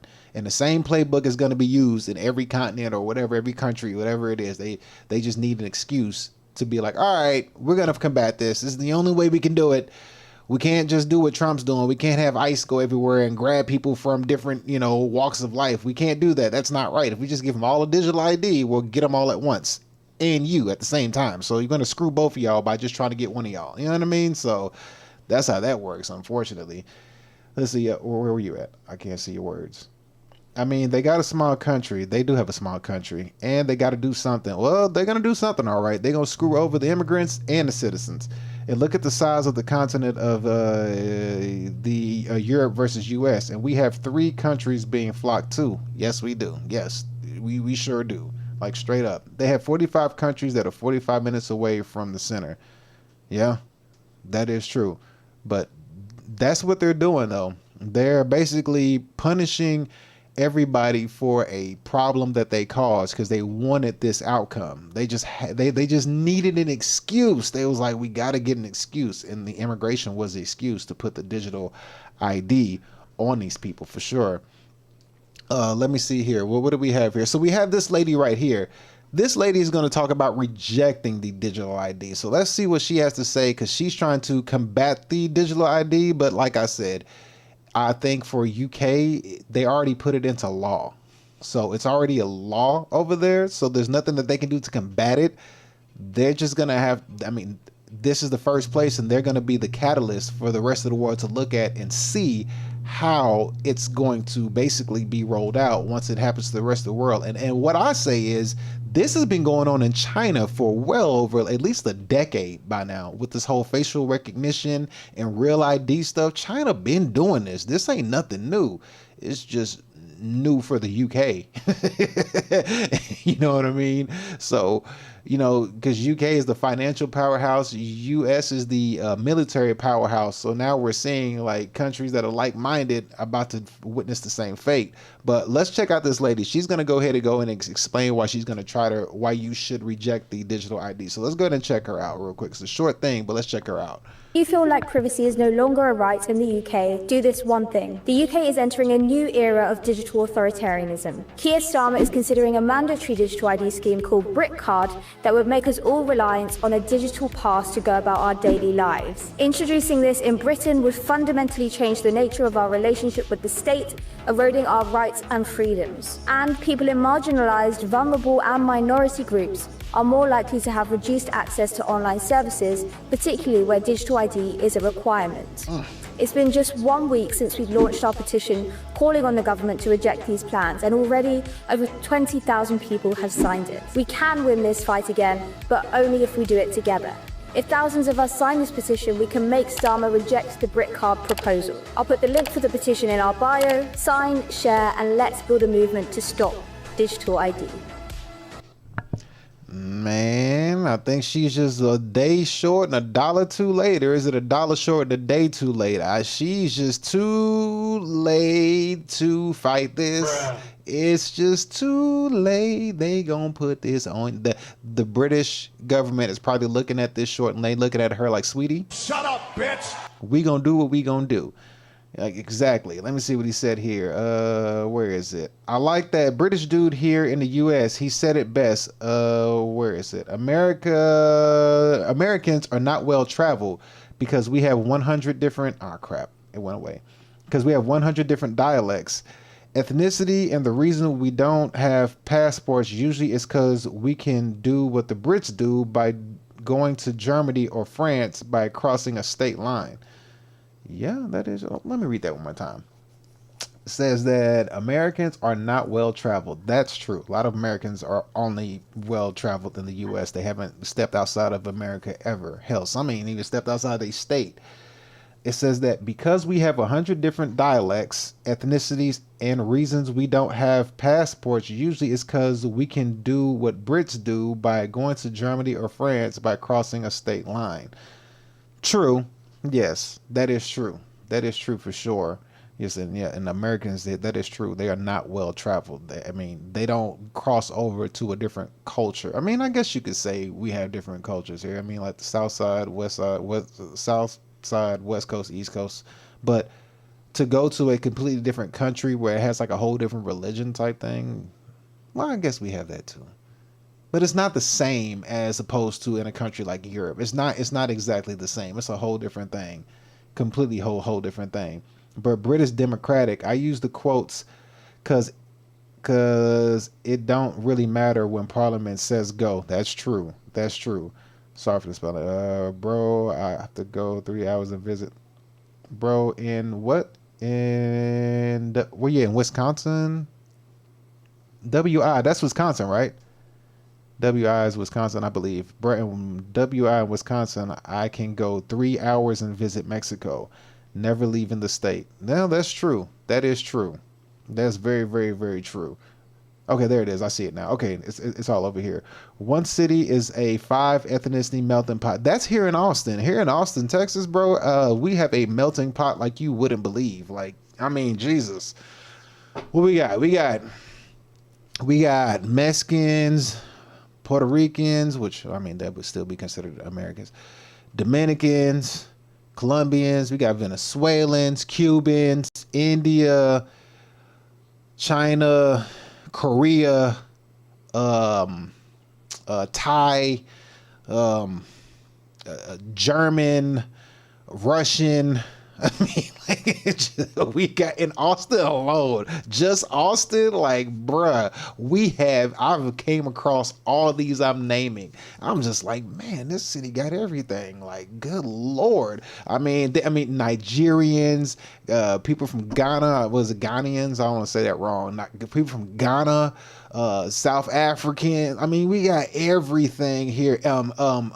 Ethiopians, Afghans, Pakistans. I mean, we got everything here. Like, seriously, it's crazy everything we got here in Austin. It is like a complete melting pot hodgepodge of every single thing you can think of. It's crazy, like you wouldn't believe. Let me see, where's your comments go? Let me see, where is it at? Get this thing off my screen. What the hell is this? All right, where'd you go? Let me find your comment. One city is a 5. Yeah, I saw that. Right down there is nuts. Y'all have 5 Mexicans, 3 Cubans, 6 5 black communities in one. Yeah, that's true. That is so true. Like, down here we have all of it. Like, there's everything in Austin. It's crazy. Like, just, I mean, I know 15 minutes from where I'm at, there's a Chinatown. And then, you know, if you go on like the east side of Austin, you're basically in Little Mexico. You go on the west side of Austin, you're in like freaking what the hell is the name of that damn Netflix show? What is it called? Basically, you're in Rancho Cucamonga. I'll just say it like that. You know what I mean? You're in a white affluent side of town. You know what I mean? Like, they have all sorts of and then now I've noticed too, there's a little section where there's a heavy Muslim population, like a small little Muslim community and stuff. Like, it's just it's crazy. And this is just in Austin. So it's all over. And I've noticed that that's gotten bigger and stronger over the years I've stayed here, and especially since the past 8 was it? How long was Biden in office? Was it just 4 years or 8 years? However long the Democrats been running things, you've seen it grow exponentially over time. You just keep seeing more and more. But it went crazy when Biden was in office. It went crazy when Biden was in office. It was like, yo, like, I remember used to go into the Walmart down the street from my house, right? They would play like Austin's radio station music, where you would hear like, you know, like pop music, you know, like the regular pop songs that you would always hear. It could be anywhere from Taylor Swift to Beyonce to Neo to Usher to freaking, you know, like maybe like some old school like Backstreet Boys or NSYNC or Leanne, just stuff like that. Now you go to that same Walmart, oh, it's straight reggaeton, like just straight reggaeton. That's it. All you hear is the whole time you walking through Walmart. That's all you're hearing, non-stop. It's like, bruh, when did this happen? And you just sitting there like, man. I mean, so to me, saying all that, it's like at some point in time, the same thing is going to be implemented over here in the U.S. Because I mean, I can see it happening in Austin. It's gonna get implemented again for sure.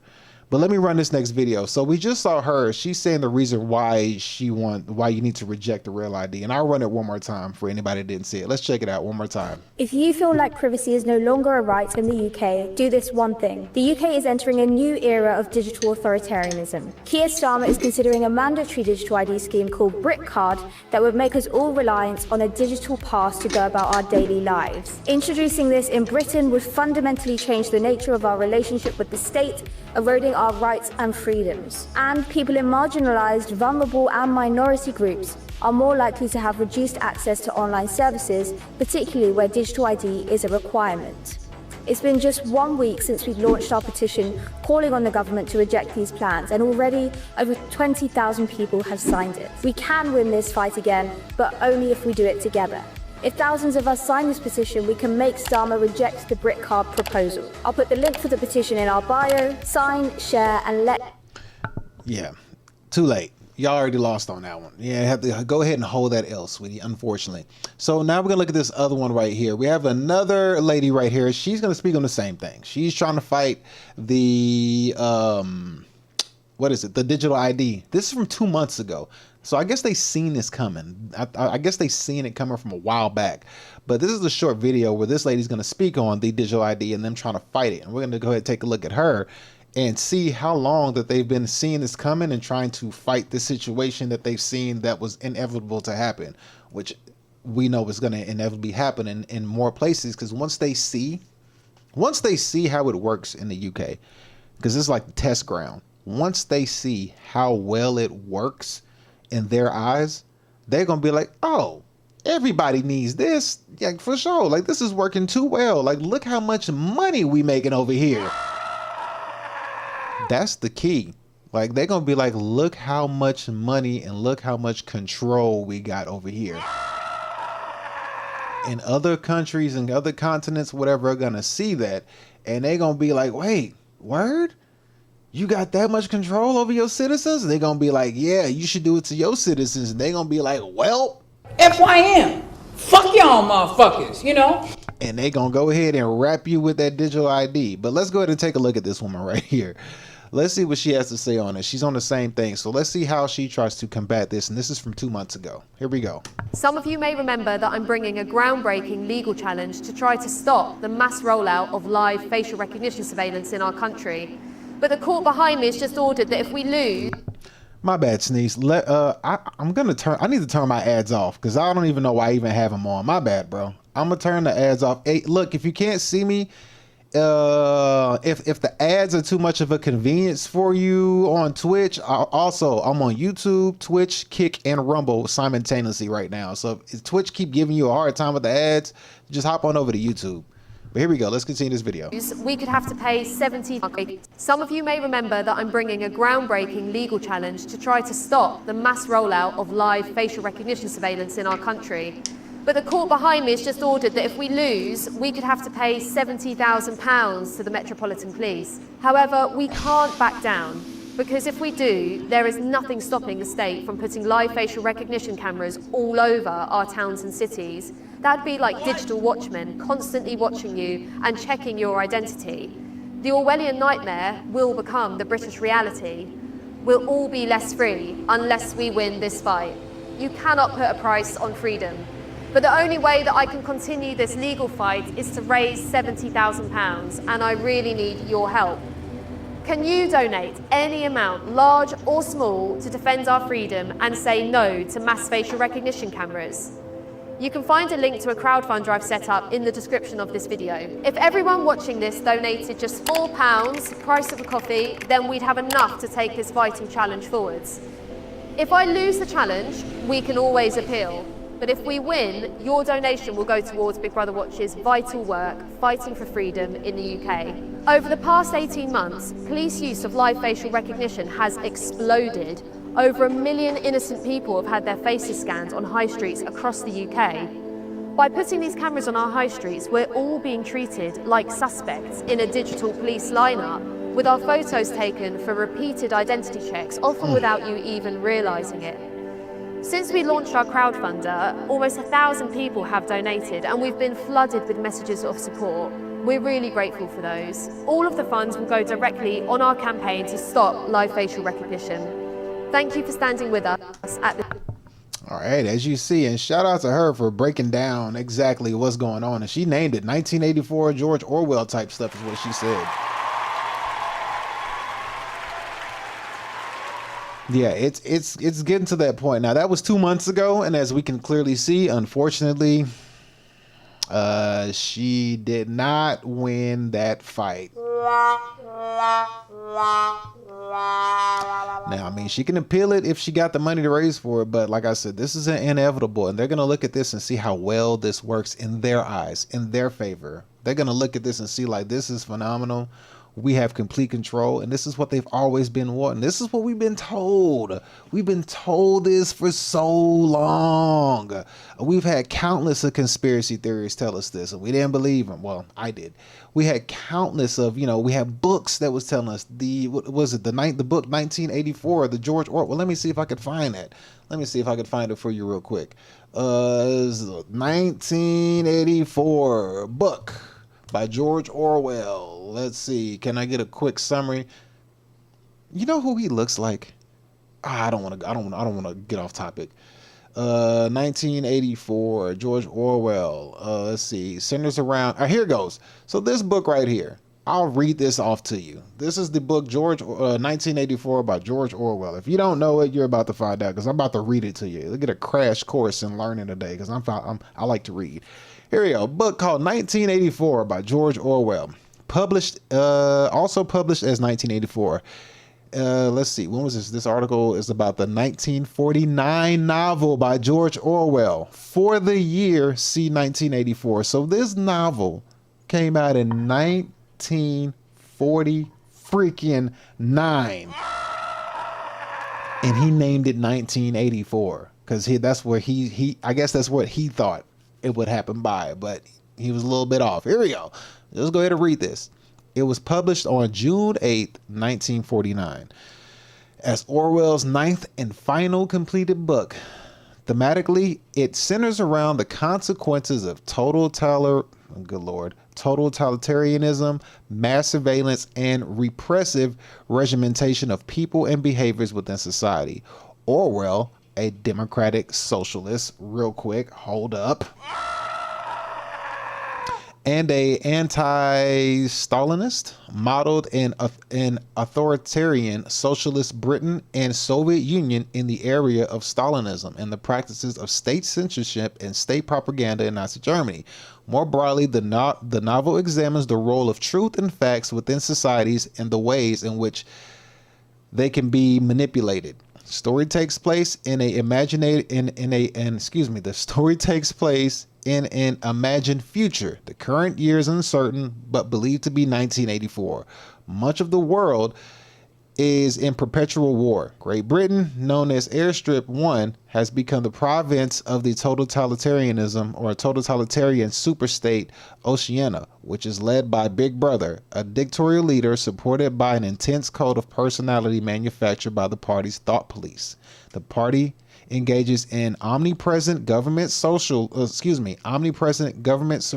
and through the Ministry of Truth, historical negotiationism, I don't know what that word is, and constant propaganda to persecute individuality and independent thinking.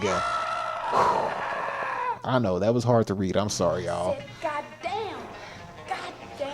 But yeah, I mean, he wrote this in his book. He had wrote this, and I'm sitting here reading this, and it sounds like I'm reading something that came out in like the year 2000 or something. But nope, this book came out in 1940 freaking 9. 1949. Where's my thing at? So yeah, this is something that they've been seeing, that they've been knowing, and he even named the continent or country where it would all start at. He named it. So we know it's on the we've been knowing it's on the way. It's gonna start there first. It's just gonna spread out. It's gonna spread out like a virus. That's just what's gonna happen. And you got to figure out which way you want to go. Do you want to figure out how to live outside of the system, or are you gonna remain in the system? The choice is yours. You always got a choice. Even if the other choice is death, you always have a choice. So this is something that we've been on about. Now let's see what the next clip that we have here. The next clip we have here is going to be, let's see. This is going to be by Big Brother Watch. We're going to do 5 things one is saying about the CBDC. So now we're going to tap into CBDC, because once you got the digital ID implemented, then my humble opinion, I would say that's the perfect time to implement CBDCs, which is central bank digital currencies. Once you have digital IDs in place, it's like, all right, cool. Now we got all their IDs in their phones and on the computer. Now let's put their money over there, or their currency, I should say, over there. That seems like the next step to go towards. Let me refresh the screen before I play this video, because I don't want them to hit me with an ad as soon as I start playing this video for you. So we're going to look at this video, and somebody's going to speak on 5 no-nos about CBDC. So let's go ahead and take a look at this video, and let's see what's going on. Here we go. Bitcoin for the start. Bitcoin, digital pound, central bank digital currency, spy coin. Everyone's talking about how we can make our currency digital, but no one has actually made the case for why a CBDC is needed. What is this CBDC for? What's it for? It's to keep track with the reality of how we'll purchase and save and do our work with our goods. CBDC. Bruh.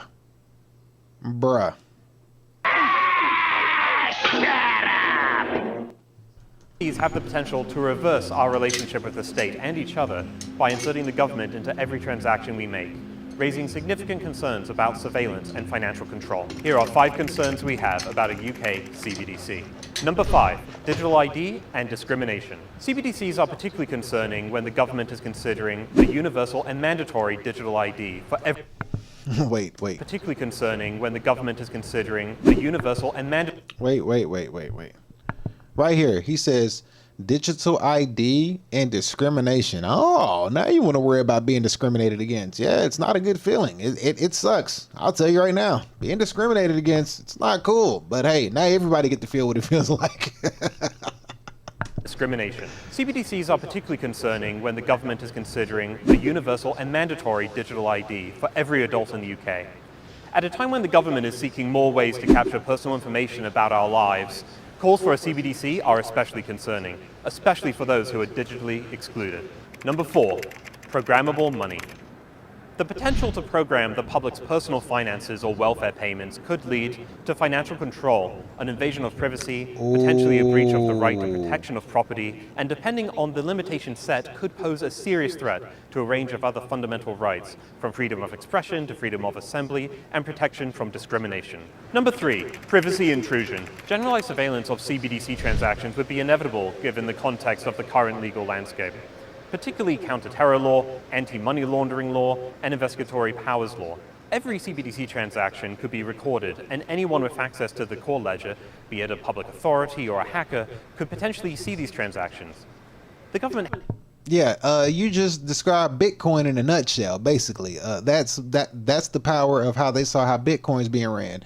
And pretty soon, that's when it catch wreck too. So...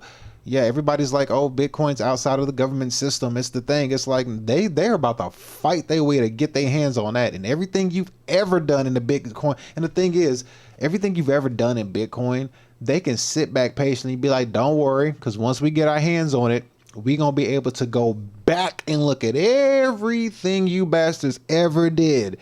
And the best part about it, you think it's going to take us long, but no, it's not. You want to know why it's not going to take us long? Because we got AI. Yep, there is that. Be it a public authority or a hacker, could potentially see these transactions. The government has committed to introducing legislation to guarantee user privacy. However, there's no detail on what these protections are, so we don't know how good they'll be. Number 2, security risks. A centralized CBDC system could create a huge platform for population data and as such become a critical piece of national infrastructure. This would provide hostile state and non-state actors with a large and tempting cybersecurity target. Combining digital identity and CBDC poses a serious risk of security breaches and identity theft, and a successful breach could put the entire public at risk. Number 1, exploitation. CBDC providers could use personal data to develop marketing activities and tailor products and services. Exploiting personal data this way would endorse mass surveillance and exploitation of the public's sensitive personal data, further shrinking the private sphere in a growing digital panopticon. We are concerned by the growing risk to privacy posed by the rise of CBDCs, which have the potential to enable an unprecedented level of financial surveillance. In our new report, Big Bank is Watching You, Preserving Privacy Amid the Rise of CBDCs, we examined the concerns associated with CBDCs and consider whether they could be designed in a way that both protects privacy and promotes economic stability. You can read it by heading to the description below. The #1 way you can help us fight back against intrusive financial surveillance is by becoming a monthly Big Brother Watch supporter. With the donations from our supporters, we're able... All right. So we see that they need support, but this was from 3 months ago. So as we can see, they were trying to fight this. I'll give you that. I'll give you that. They were trying to fight this, but at the end of the day, it was just not enough. Nope, it wasn't. So everything that he's saying is about to happen. Once you put the digital ID in, now it's time to make everything else digitalized. It's like, cool, we got your digital information in, cool. Now we're going to follow suit and put everything else behind it. We're going to put everything behind it. You know what I mean? And now we can nail in the technocracy. You know what I mean? Because they're saying that it's about public safety, but it's like, well, there's a technocracy that's about to take over, and it's going to keep, you know, the regular government in place, but it's also going to basically play big bank take little bank. Like, we finna just sun you little guys at this point. That's what's finna happen. And now they can go in and, you know, the tech bros about to have their way, and they about to change the whole landscape of how politicians and how the political democracy is ran. You know, technically, if you're here in America, we're supposed to be in a republic, but somewhere down the line, people believe that they're in a democracy. But if you say the Pledge of Allegiance, it strictly says, and to the republic for which it stands. It doesn't say, and to the democracy for which it stands. But somewhere all across those lines, we got confused, you know what I mean? But that's just no here nor there. So yeah.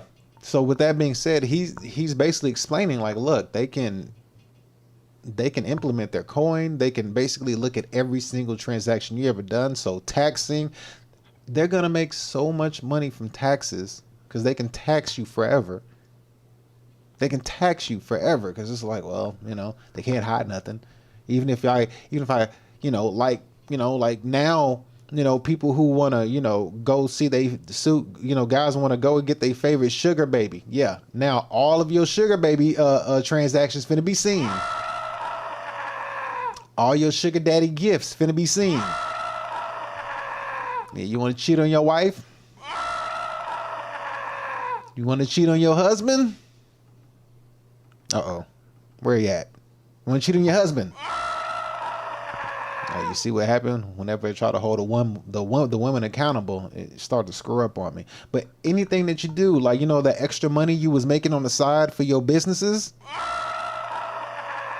like all that is finna come to fruition. Like all of that is finna be exposed. You're not gonna be able to make side money for your business anymore unless you can figure out a way to live outside of this new governmental system that's gonna be put in place. Which then you have two ways to live, either a public life or a private life. That is up to you. Now let's see, we're gonna pull this up right here. We got another video right here, and this guy is going to talk about the history that warns us against the digital ID. So we're gonna pull this up. What up, Real Moose? How you doing? I'm good. Oh hell no, Real Moose, you tripping, bro? You wildin', bro. You wildin'. All right, so the next video that we have right here is we have history has warned us against the digital ID. Let me make sure that I refresh this so they don't hit us with an ad in the middle of this video. This video is a short video as well, but they're going to talk about the history that warned us about this digital ID, and I've already gave you a crash course on it. I sat there and read you George Orwell's 1984, just a little short summary to show you exactly since 1949 that this thing has been talked about. And what is that? 1949 is what? 75 years ago, 76 years ago. So this has been a slow, steady process, and this is finally being implemented out in the UK. So let's go ahead and pull this up real quick, and let's go ahead and check out this video of the history warns us against the digital ID. Here we go. This is an authentic ID card from World War II. Every British person had to carry one and produce it on demand to police officers and soldiers. But this mandatory ID scheme didn't last long. People got sick of the authoritarian nature of producing papers, and they protested against them, ripping them up, setting fire to them, and eventually, Churchill's government scrapped them in 1952. Then, Tony Blair tried to bring them back. We think it is legitimate and right in this day and age to ask people to carry identity cards. But he failed. Within 100 days, we believe we can scrap the ID cards. Now we face an even bigger threat. 1 year ago, the government told us that we would never get a digital ID system. It wasn't even in the Labour Party manifesto. But He said 1 year ago, bruh. 1 year ago.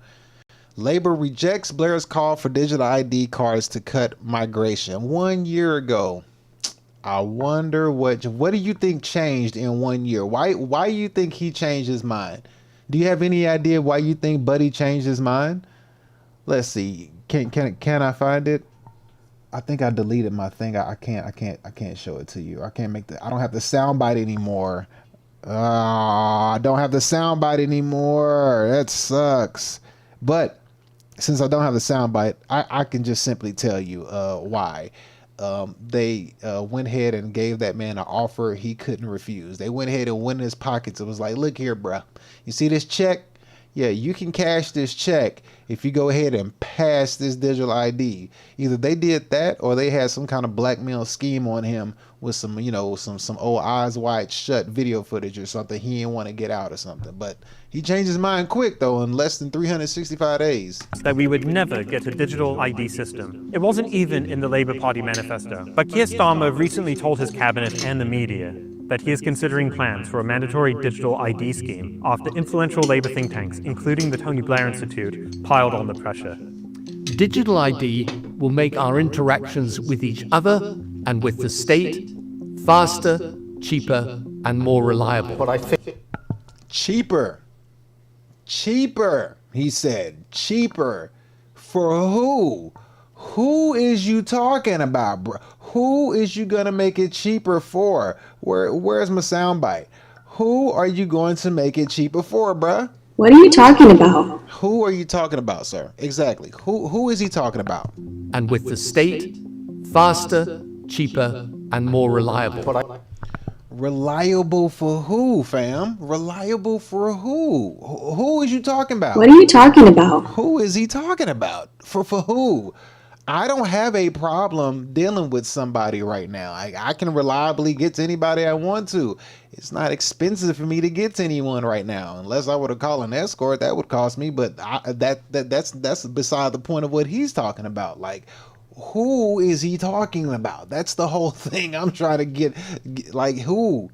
It ain't you. It ain't you. But basically what he was trying to say was he was talking to a certain group of people, and to the other group of people he was saying this, if you read between the lines. FYM.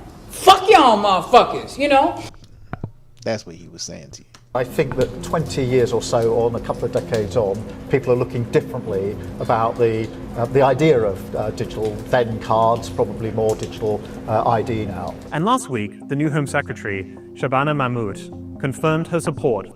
Wait, did he say, wait, is this a guy who was pro? Was he pro the digital ID? I wasn't sure. Let me check that real quick.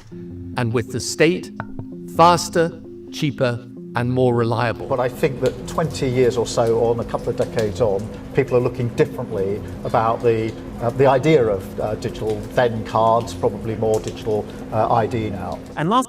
Yeah, they'll be looking different about it because it's going to be looking like this. This is what it's going to be looking like. Of course they're going to look different about it. Like, this is what it's going to be looking like. Some straight up 1984 George Orwell. They ain't got no choice but to look different because they're going to be immersed in a surveillance state, in a digital world. I mean, what are you talking about? Last week, the new Home Secretary, Shabana Mahmood, confirmed her support for digital ID. My long-term personal political view has always been in favour of ID cards. No one voted for digital ID, and the government has no clear mandate to implement one. Yet now we're on the...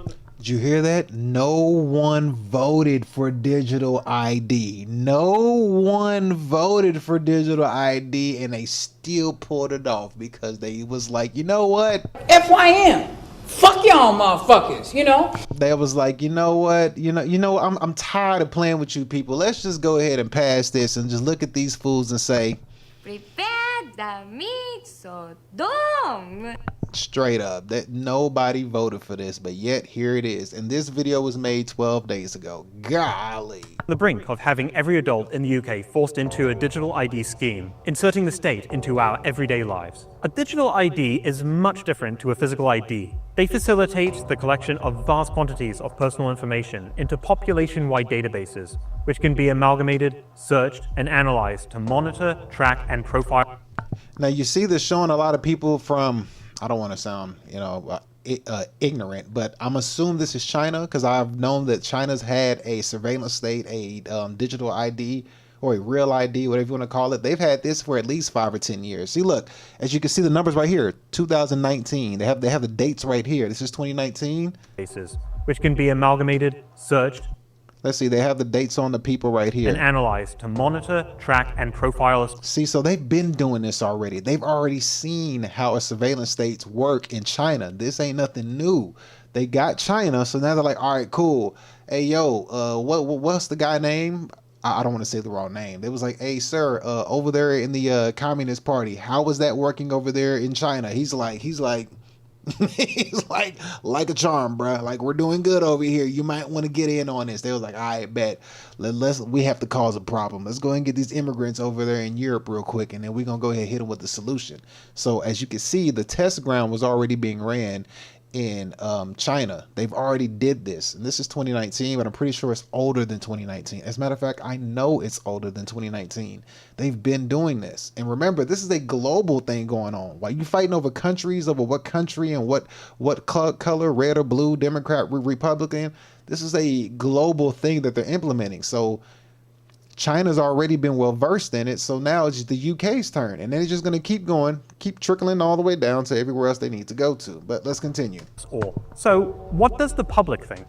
Sounds pretty Orwellian to me, so I think keep it away. There's so many things that they are trying to make us scared of.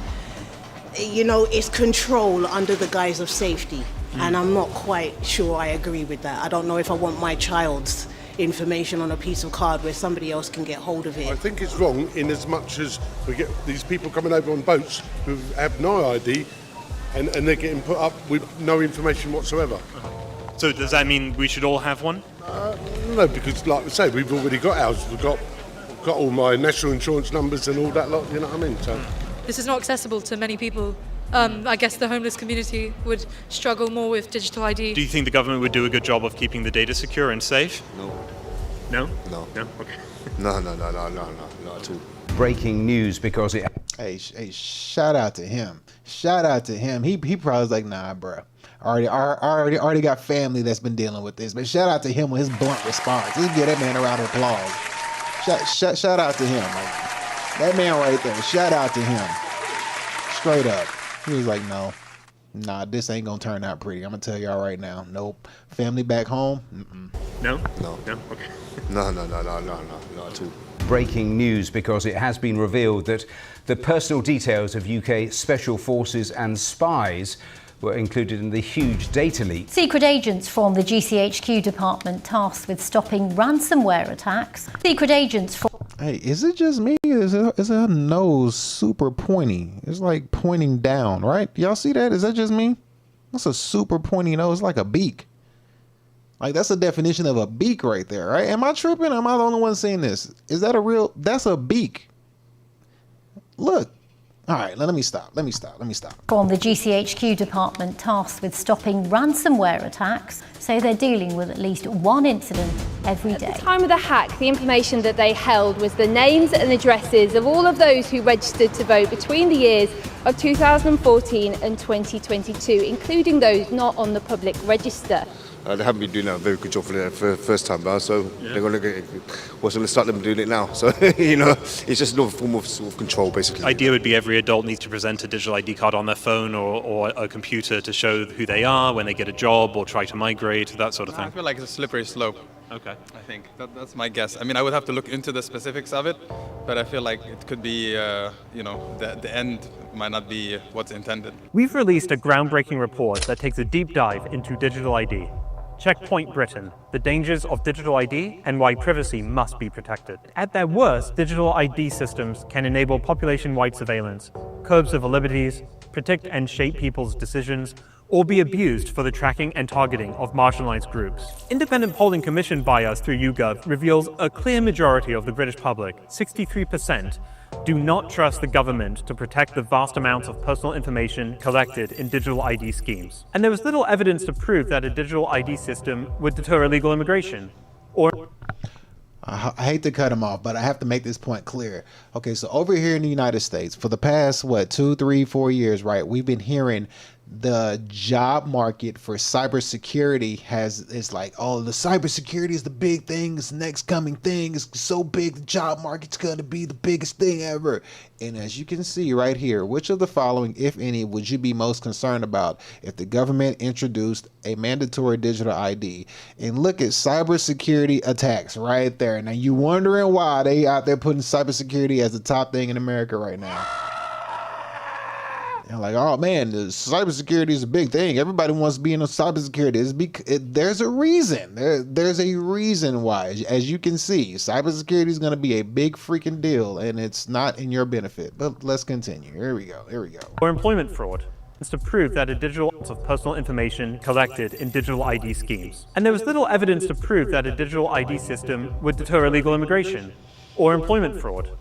It would instead burden law-abiding citizens and businesses. We need to make sure that we are on the front foot, building up the biggest campaign possible ahead of any government announcement on digital ID. But we are only as strong as the support we receive. Before Christmas, we're ramping up our campaign efforts with planned actions, and we set a goal to reach 2,000 Big Brother Watch supporters. We've also set up a petition, and are now at 90,000 signatures.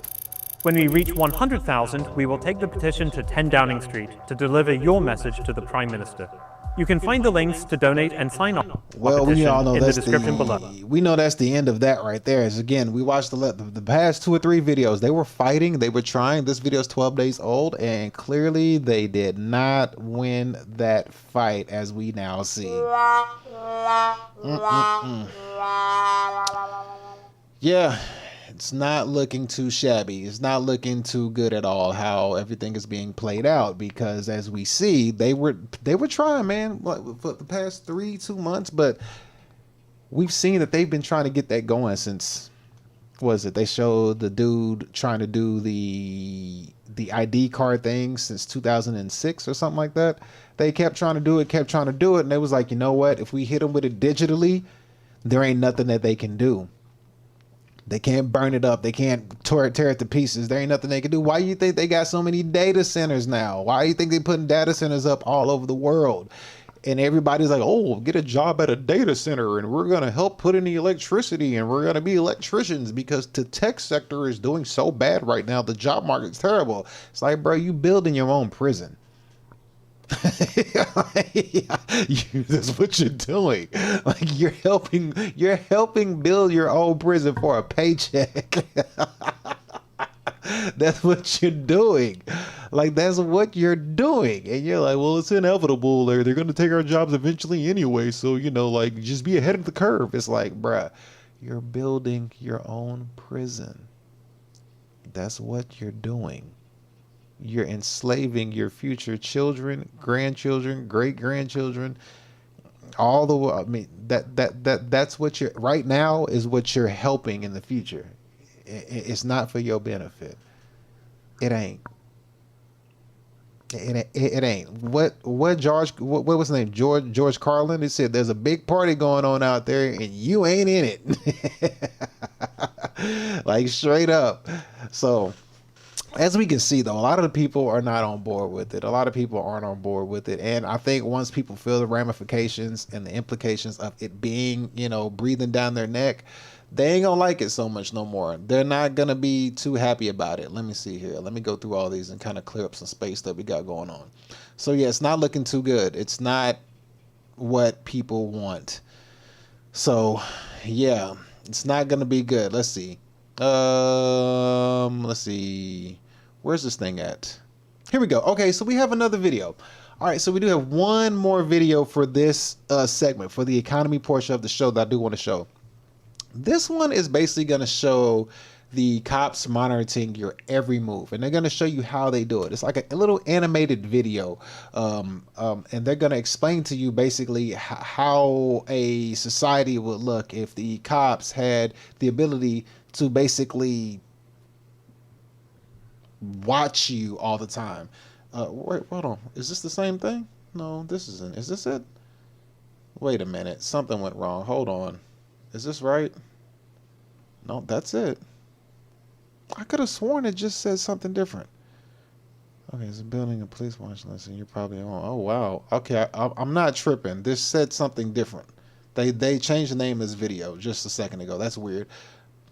But anyway, well, then if they changed it, then maybe I should use it for the AI segment of the show. Now I'm confused. Let's see.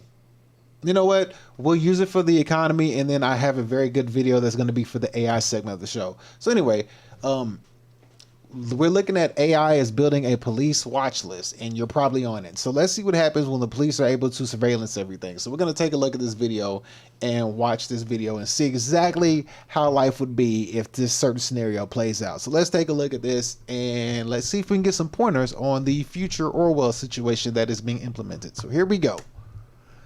Tomorrow, not in the future. Big Brother is watching you. Not tomorrow, not in the future. Right now. Governments from Washington to Beijing are unleashing tech that doesn't just watch you, it profiles you. It tracks where you go, who you talk to, even what you might do next. And you never even agreed to any of it. On today's episode of the Infographic Show, we're exposing the secret tech police are using to track you in real time. No matter who you are, your face is almost certainly online. Maybe you have public social media accounts, or maybe you've appeared in a photo at a wedding, a soccer game, or just passing by in the background on a busy city street. Either way, your image is out there, ready to be collected for a database that you never consented to. That's how the company Clearview AI built a library of an estimated 50 billion images by scraping photos from across the internet. Once your face is in their database, it can be matched against surveillance footage or any photo authorities feed into the system. The company insists its system is close to 100% accurate, but who is checking? Hardly any independent tests exist, and even a tiny error rate scaled across billions of faces could mean thousands.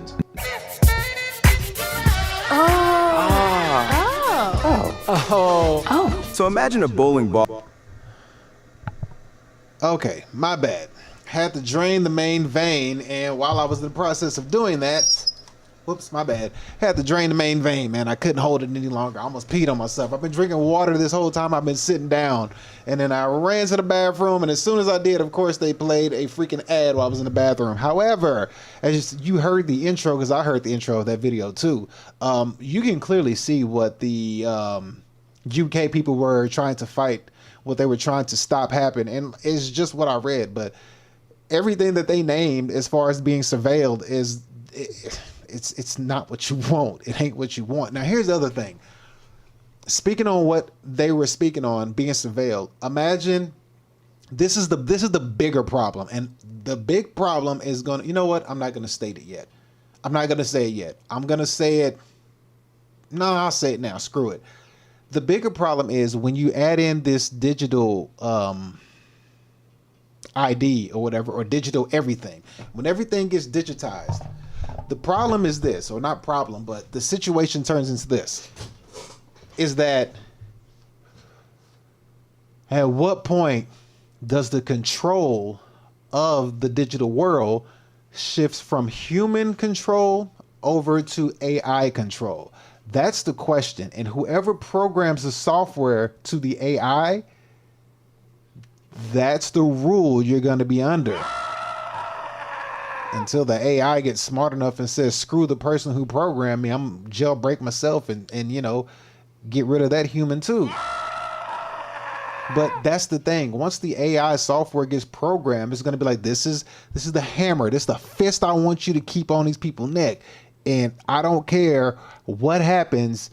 If they do this, this is the outcome. If they do that, that's the outcome. So it's like very strict, and it's like no emotions, no feelings, no nothing. It's like I have I have to do what my program has told me to do, and that's what it's going to do. So at what point, when you have a digital world, it's your digital world ran by artificial intelligence.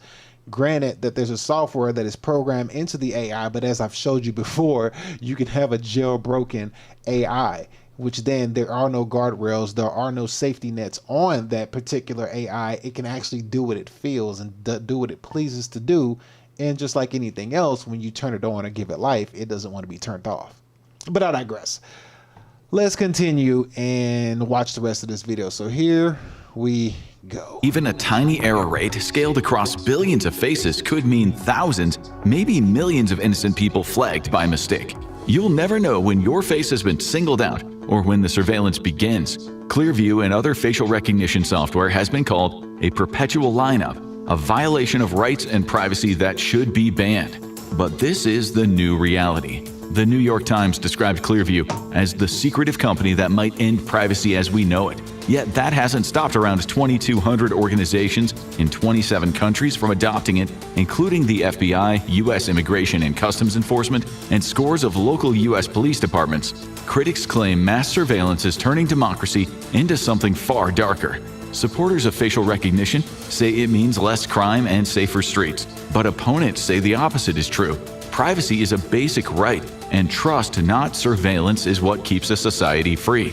Mass tracking may watch everyone, but it never fixes the real problems underneath. They point out that if governments really wanted to reduce crime, they would invest in raising living standards rather than rolling out clever spying machines. To function on a large scale, facial recognition systems rely on vast camera networks, and here China leads the world.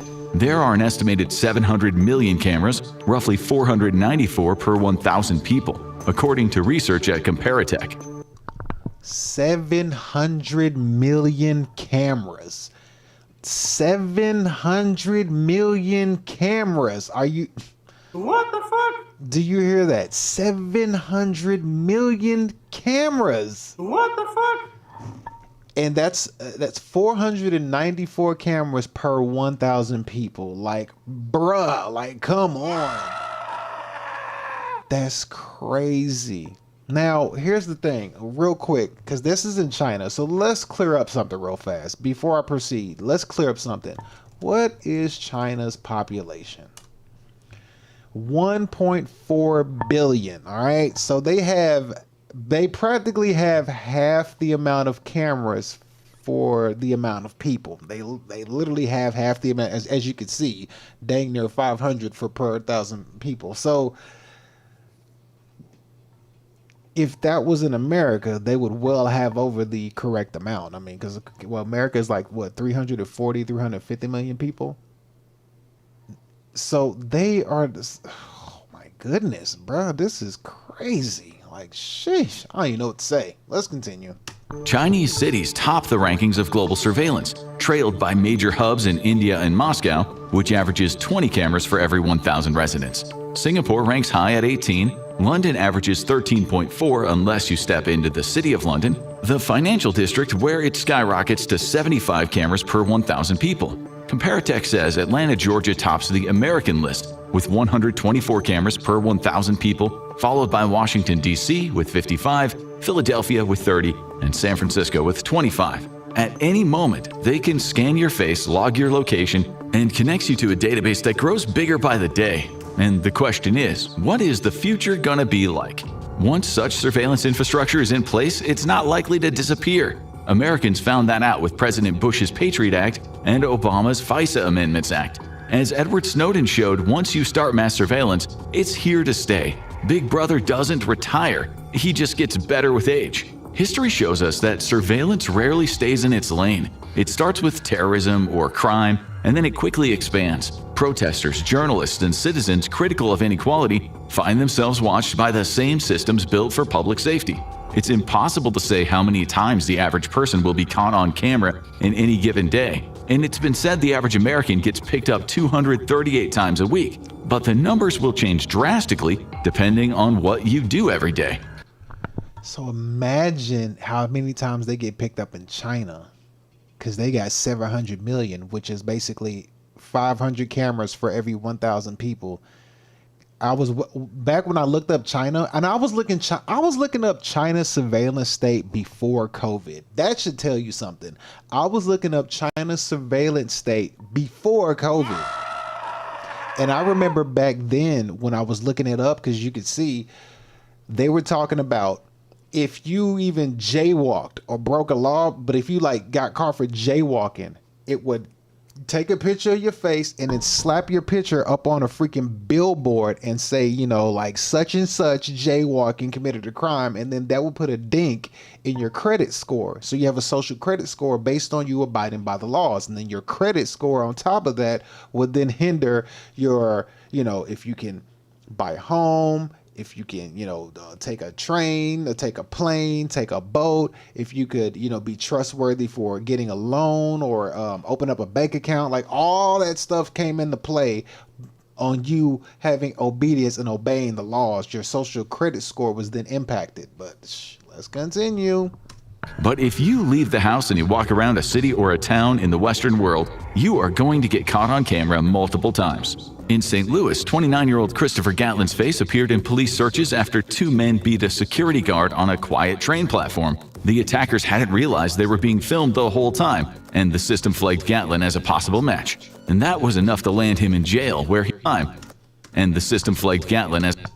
Check it out. Look. He's got one camera, but then 1, 2, 3, 4, 5, 6, 7, 8, 9, 10, 11, 12, 13, 14. So he's got 16 screens he could be looking at if we just counted them all up by fours, right? One person, all he has to do is facial recognize you committing this crime. So these two dudes beat on this dude. They just got their facial recognition. Hey, bruh, we saw y'all beat that dude. Now, all you do is you use the cameras and you follow wherever they run to. They could run home. They could run to a hotel. They could run to a boat and try to take a boat ride. But then I'm pretty sure they'll get a call on that boat and be like, don't move the boat. We got to grab some fools that's on that boat. You know what I mean? We got to get a hold of these fools for committing a crime. So once that happens, it's like they see who you are, they know who you are. Hell, if you get to the boat, they'll tell the boat, hey, apprehend them when they get there, because these fools just committed a crime. You know what I mean? So like it's game over. As a possible match. And I'm not being a proponent for crime. I'm just being a proponent for understanding that like you can't get away with anything, good or bad.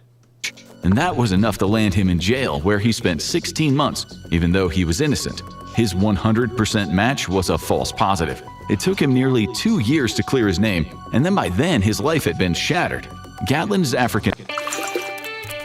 When you're not... How is your match a false positive? Oh my goodness, now that opens up a new can of worms. How did you get, how were you falsely accused? Then now, oh my goodness. Oh, wow. That's a whole different issue within itself. This dude did 16 months and it was false. Bruh, that's brutal. Now I got to figure out how that even happens. How do you get the wrong person? That doesn't even make sense. I got to listen to that one more time. Let's hear that one more time and see exactly what I don't get it. Oh my goodness.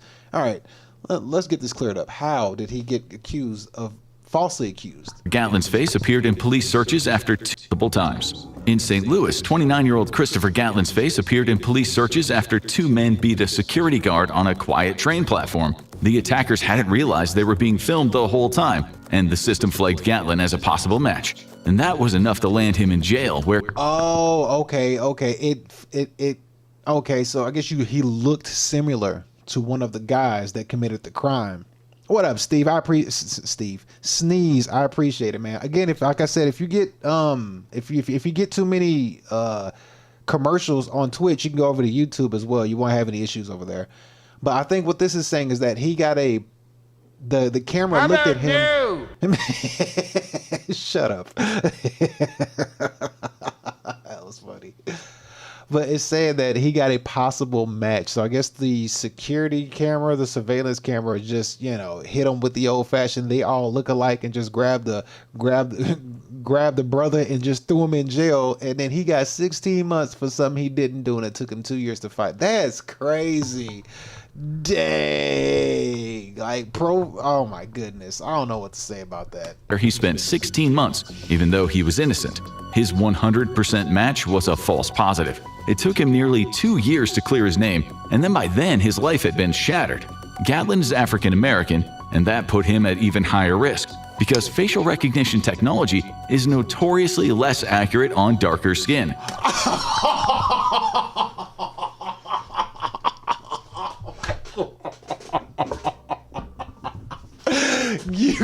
You gotta be kidding me. Oh my God. Oh my God. There ain't no way, bruh. There's no way in hell that is. Oh my God. come on. That is complete bullshit. Oh my God. Come on, fam. Like, really? Really? Really? There ain't no. So I guess if you got, I guess if you got white skin, it's pinpoint accurate. I was like, no. He had blue eyes. His eyes are hazel. That's the wrong guy. But black people, they're like, it looks like him. Come on, bruh. That is messed up. Come on. Oh my God. Damn. I'm lost for words, bro. I'm just lost for words. I can't believe that. Bro, I'm speechless right now. There's no way. There's no way, bro. There's no way. Come on. Bruh. Wow. Like, wow. Damn. Like, there's like, what? Like, you want to, like the system. Okay. So, is it finally fair to say that the system will be rigged? Is it fair to say it now? Is it fair? Bruh. Come on, bro. That's just like, damn. Oh my gosh, I can't believe he said that. We're gonna rewind that. I have to hear that one more time. I do. I just have to hear it again. What the hell?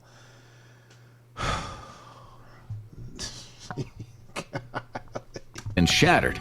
Gatlin is African American, and that put him at even higher risk because facial recognition technology is notoriously less accurate on darker skin. But notoriously less accurate. Not even a little bit, bruh. I said, goddamn. Wow. Notoriously less accurate. Notoriously less accurate. Bro, I gotta get... Man, I know I don't have dark skin. My skin isn't super dark, but still, like, is it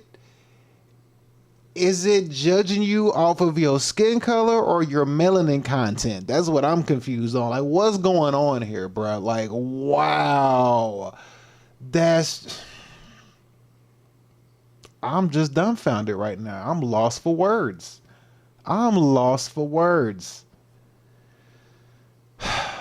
Let's continue. Here we go. But this isn't only a racial problem. White men and women have also wrongfully been arrested after false matches.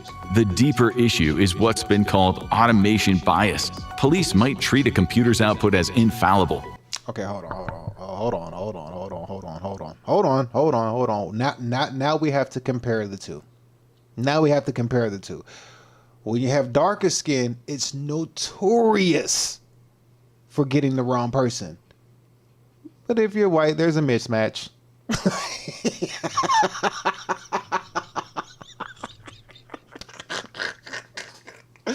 Oh my goodness, one more time. And that put him at even higher risk. Life had been shattered. Gatlin is African American, and that put him at even higher risk because facial recognition technology is notoriously less accurate on darker skin. But this isn't only a racial problem. White men and women have also wrongfully been arrested after false matches. The deeper issue is what's been called automation bias. Police might treat a computer's output as infallible, even when there is little to no corroborating evidence. In Gatlin's case, nothing was tying him to the crime, except the faulty algorithm and an unsure witness at a lineup. Sure, he didn't help himself when he cut off his ankle monitor while out on conditional release, but that doesn't change the fact that he should never have been arrested in the first place. And Gatlin wasn't alone. In 2022, Texas police accused another African-American man, Harvey Eugene Murphy Jr., of an armed robbery at a Macy's-owned sunglass hut. The problem? He was in California at the time. Despite his bulletproof alibi, he was arrested and jailed for 10 days, during which time he says he was assaulted. Eventually, prosecutors confirmed his innocence and dropped the charges. But those 10 days, the trauma, the humiliation, and the violence all happened because the computer made a mistake. And it doesn't stop with individuals. Facial recognition is now being rolled out in crowd settings. At U.S. Major League Baseball games, fans are scanned as they enter. The justification is public safety, spotting people wanted on outstanding warrants. But it also means tens of thousands of innocent spectators swept into a digital net every time they attend a game. Wait a minute. Wait. So if you got an outstanding warrant and this thing cannot even get the right person, who the hell is going to go to jail for these outstanding warrants?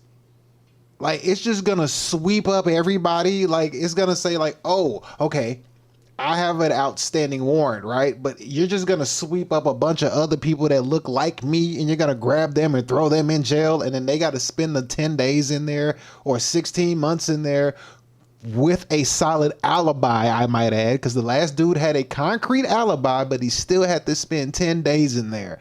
So you're just going to sweep up everybody that looks like this guy who has a warrant or an outstanding warrant. So you're going to grab me and like 50 other people. Like, bro, this is not... This is a no-brainer. Hold on, real quick. I'm gonna tell you what makes more sense now than ever. This makes more sense now than ever. This right here.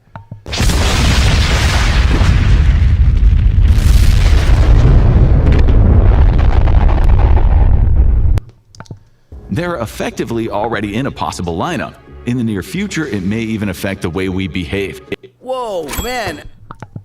You think it's going to affect the way we behave in the future? I mean, Jesus, Sherlock Holmes over here. Hey, that might affect the way we behave in the future. Yeah, ain't nobody coming outside. Even if you don't come outside, they'll come in your house and pick you up for doing nothing. This is not good, bro. This is terrible. This is one of the worst things ever. All right, let's continue. Here we go. Already in a possible lineup. In the near future, it may even affect the way we behave, creating what is called a chilling effect. The kind of thing we usually associate with authoritarian societies. And it doesn't just stop at the stadium gates. If you're planning on making a getaway in a car these days, think again. License plate recognition, or LPR cameras, now feed information back to a computer terminal. They can find a stolen car or help capture criminals after a crime has been committed. If police are looking for, say, a white Ford Bronco, they can input the license plate number and, through connected cameras, know exactly where it's traveling. These days, AI is watching the roads all day, all night, with automated license plate readers, or ALPRs. But this too can start to look dystopian if the people driving are your regular kind of criminal. Just recently, the state of Texas began using ALPRs in ways that critics say stretch far beyond crime fighting. In one case, police reportedly ran a nationwide search across 83,000 ALPR cameras to track down a woman suspected of performing her own abortion. These cameras can be hidden in streetlights, traffic signals, or even traffic cones. Officials claimed that it wasn't about catching her, but about protecting her, which may have been true, but the precedent is still chilling. It shows exactly what could happen if women tried to cross state lines to seek medical procedures outlawed in Texas. The public was never asked if it wanted this kind of surveillance.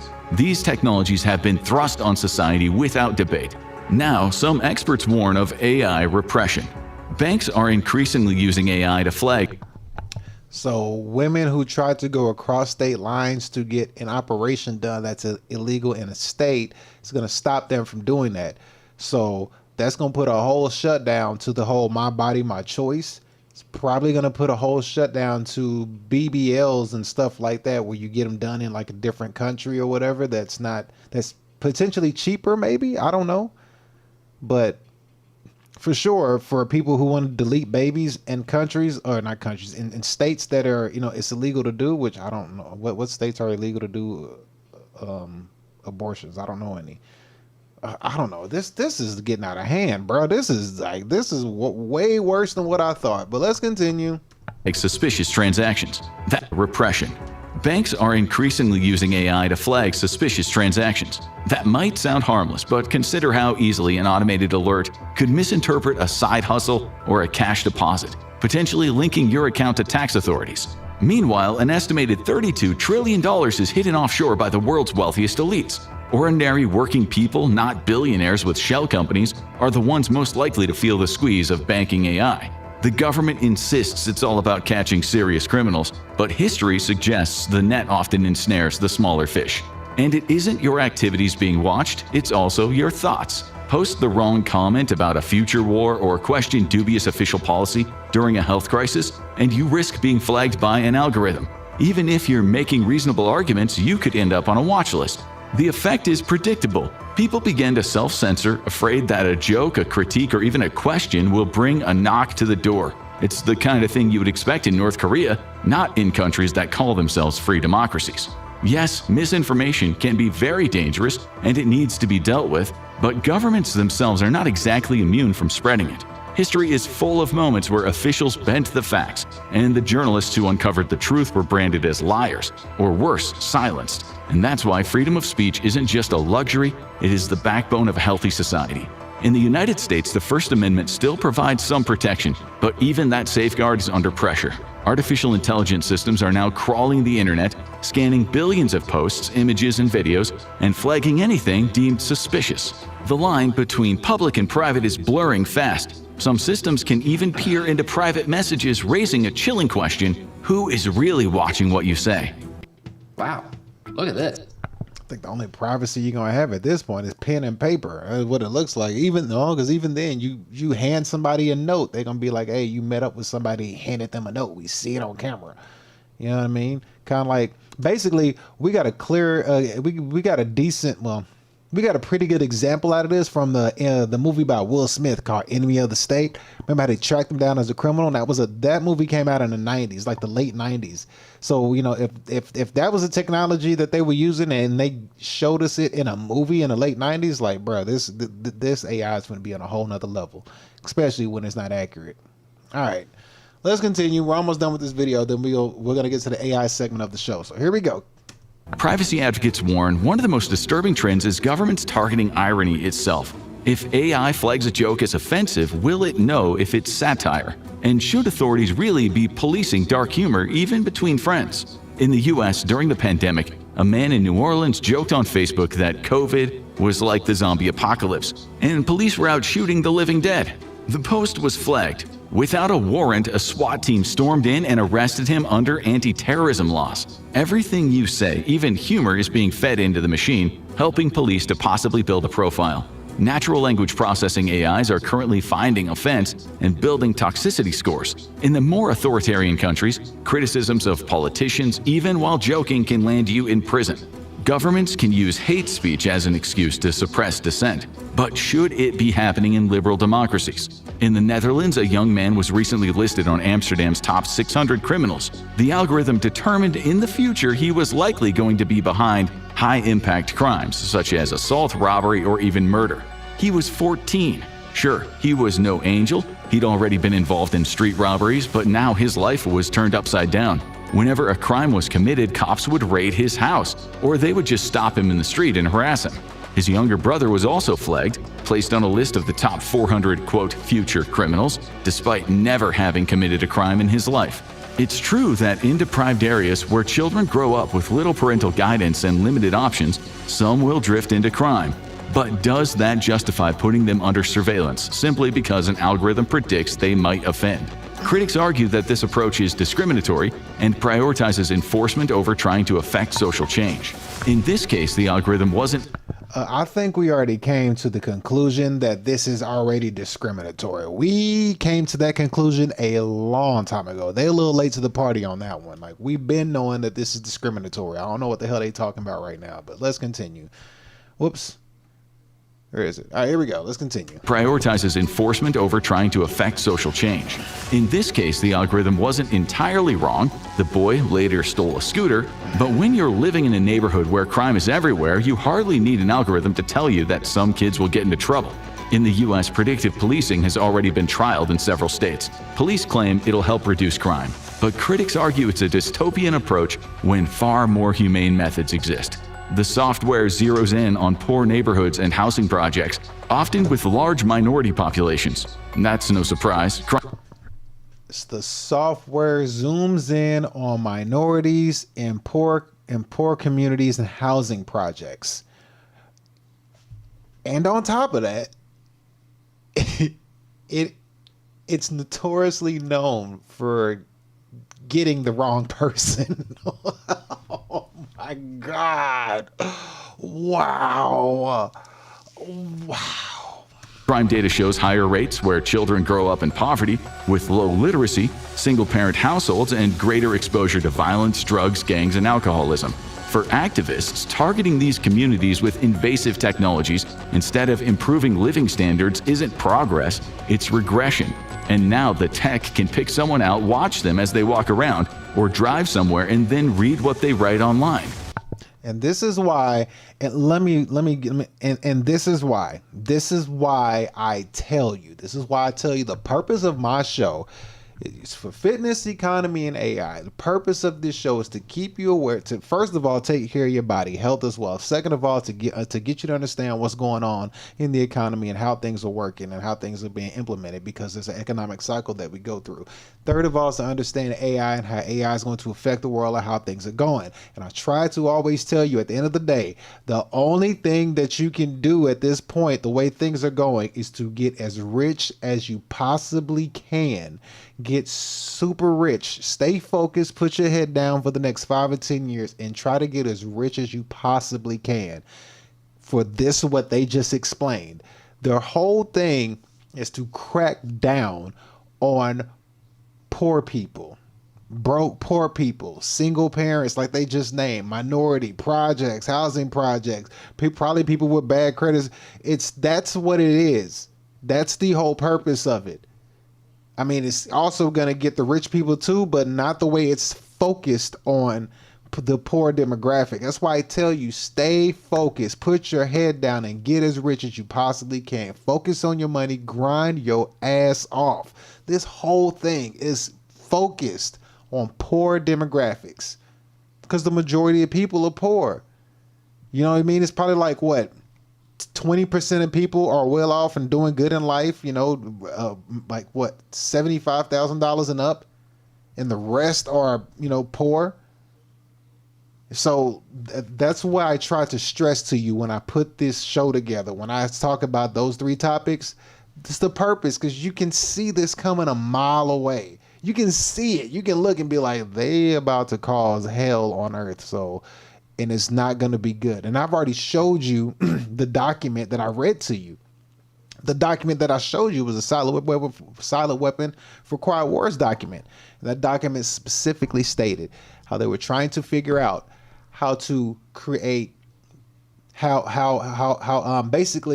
technology can basically implement a public utopia and a private utopia. No, excuse me. How it documented that there could be a public utopia.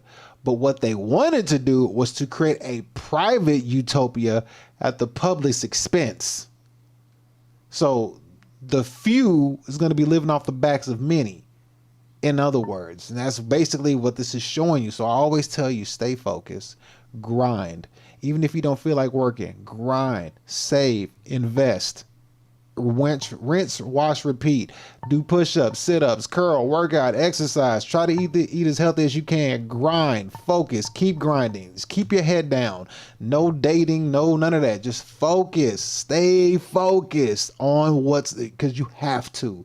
Everything rides on this. Everything depends on it.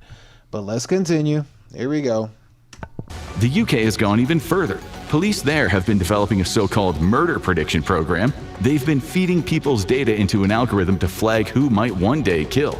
Predicting murder is notoriously unreliable since most killings are impulsive. But once your name is on that list, you risk living under constant surveillance. Not surprisingly, it's faced heavy criticism, and that might be why it went in for a rebrand from the Homicide Prediction Project to the nicer sounding Sharing Data to Improve Risk Assessment. The authorities didn't make the program public knowledge. We only know because of Freedom of Information requests. It makes you wonder what's going on behind closed doors. What we do know is troubling. When your dorm room looks... Yeah. And now imagine they get the wrong person. Or, there's a warrant out for your arrest and they just happen to do a sweep. And they already said that they will get a mismatch. They will get the wrong person, but it doesn't matter because, You know, they get to put more people in prison, and then who knows what who knows how the prisons might be reshaped and reformed and turned into. You know what I mean? Like, who knows what they're going to turn those into? I have an idea.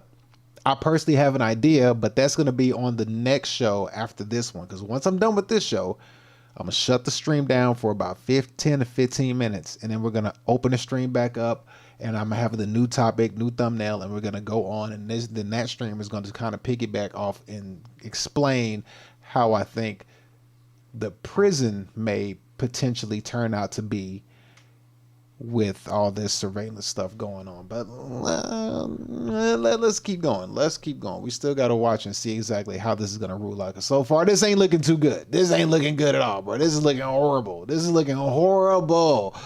But I digress. Here we go. Amnesty International reported in 2025 that 32 UK police forces have used geographic crime prediction, profiling, or risk prediction tools. Meanwhile, 11 forces have used individual prediction, profiling, or risk prediction tools. Amnesty added that despite heavy government investment, individual police forces and home office evaluations have found no compelling evidence that these systems have had any impact on reducing crime. What they do achieve is the selective targeting of marginalized communities, almost always poor ones. Amnesty says that amounts to discrimination without addressing root causes. In 2018, Chicago police claimed their new dystopian-sounding systems had helped reduce crime. According to The Economist, these included detection systems, surveillance cameras, and computer programs with the aim of identifying the places where violence is likely to break out. Murders fell from 771 in 2016 to 650 in 2017, while shootings dropped from over 3,500 to around 2,800. The biggest declines were in neighborhoods covered by the new data centers. So, did it work? By 2023, Chicago reported 575 homicides and about 2,300 shootings. In 2024, 581 homicides and nearly 2,800 shootings. That is fewer than before the tech rollout, but back in 2005, long before this technology, Chicago saw just 446 murders, far lower than today. Murders stay high because the underlying problems remain the same. Entire neighborhoods can now end up under surveillance. Cops surveil certain citizens because the computer tells them to. AI is building scores, painting portraits of people they plan to throw into prison. But politicians and police rarely ask the most basic question: why is there so much crime here in the first place? Critics say the new tech doesn't address the real social problems. Instead, it targets people before they even get a chance to move forward, treating them as suspects from the start. While AI surveillance might feel invasive, you would be surprised at the everyday things you assume are against the law, but aren't. Whew, all right. Well, shout out to them for putting that video together, because that was a much needed to know video. That was a lot of information. So shout out to them. Round of applause. Whew. Man, that's kind of scary to know. But it solidifies why I do my live stream. So, I mean, at the end of the day, at least I know why I'm doing my live streams and that I'm on the right path as to what I'm talking about. Yeah, you need to focus. You need to focus, put everything to the side, and, you know, just, you have to focus on getting rich. There ain't nothing else you can do. The focus is to get rich, because this whole system is pointed to poor people. It's pointed to, it's like that movie, the one I always talk about, the movie with Justin Timberlake, In Time. You remember that movie? Okay, if you remember anything, the opulence, the opulent people, you know what I mean? The people that live the opulent lifestyle, they didn't have this surveillance issue like the poor demographics. Remember, Justin Timberlake was poor in that movie, and their existence was a freaking nightmare. It was hell. They had time on their hand. Time was their currency. And he happened to run across a dude who was in, I guess you can say, the poor population of life or town or whatever, but he had centuries on his hand. And there were people coming to, you know, clearly the people were on to him. So he was being chased. He got tired of running. Before he ended his own life, he gave his time, he gave his centuries to Justin Timberlake. Well, of course, the surveillance caught that. So now they were after Justin Timberlake for all that time. And then he used that time to go over to the opulent side of town. And for him to get to the opulent side of town, he had to pay, you know, a decade, 2 decades, half a decade, a century, 2 centuries, a millennium. But he had the time to pay. He was able to pay it to get him there. And then he made it all the way over to the other side. And he was like seeing how they lived over there on that side. It was like, this is a whole different ball game. Because whenever he lived on his poor side, he ran everywhere he went because he was always in a hurry, because your time is your currency. And if you run out of time, you die. So he was always running. When he got to the opulent side of town, he got out the car, he started jogging, he stopped. He was like, wait. It's like, I don't have to run anywhere. He realized that over here, people don't run because they got all the time in the world to get what they need done. They can sit down, have a lunch, eat a dinner, sip some tea, you know what I mean, talk to somebody, have a conversation, as opposed to being in the poorer side of town. He didn't have that luxury. You know what I mean? It was like, go, go, go, go, go, go, go. You know what I mean? Like getting a cup of coffee and then you get upset because your order is wrong. The people behind you going to get mad at you because it's like, bro, we don't have time for you to be upset. Take it and go. But that's a good movie to take a look at, to get an understanding as to like how this situation could be rolled out. Man, that is crazy, man. Oh my goodness.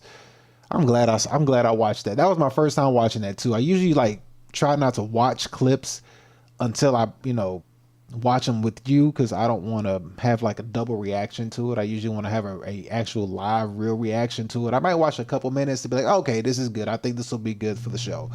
But yeah, watching that one, that was actually a good one to actually get a good understanding and to see. And man, that was no good news, I must say. But shout out to them for that video.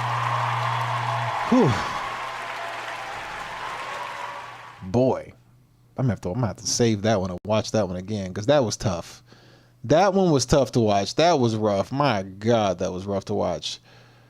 All right. Anyway, we got one more segment of the show that we're about to go over, which is going to be the AI segment of the show. Let me get everything ready.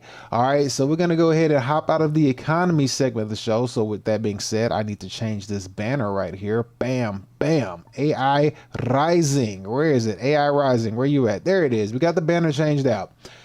Now we're going to hop into the AI segment of the show. So we need to go ahead and get this started. So we're going to get our sexy lady up in here to introduce us to the AI segment of the show. So come on, sweetie, and bring it in.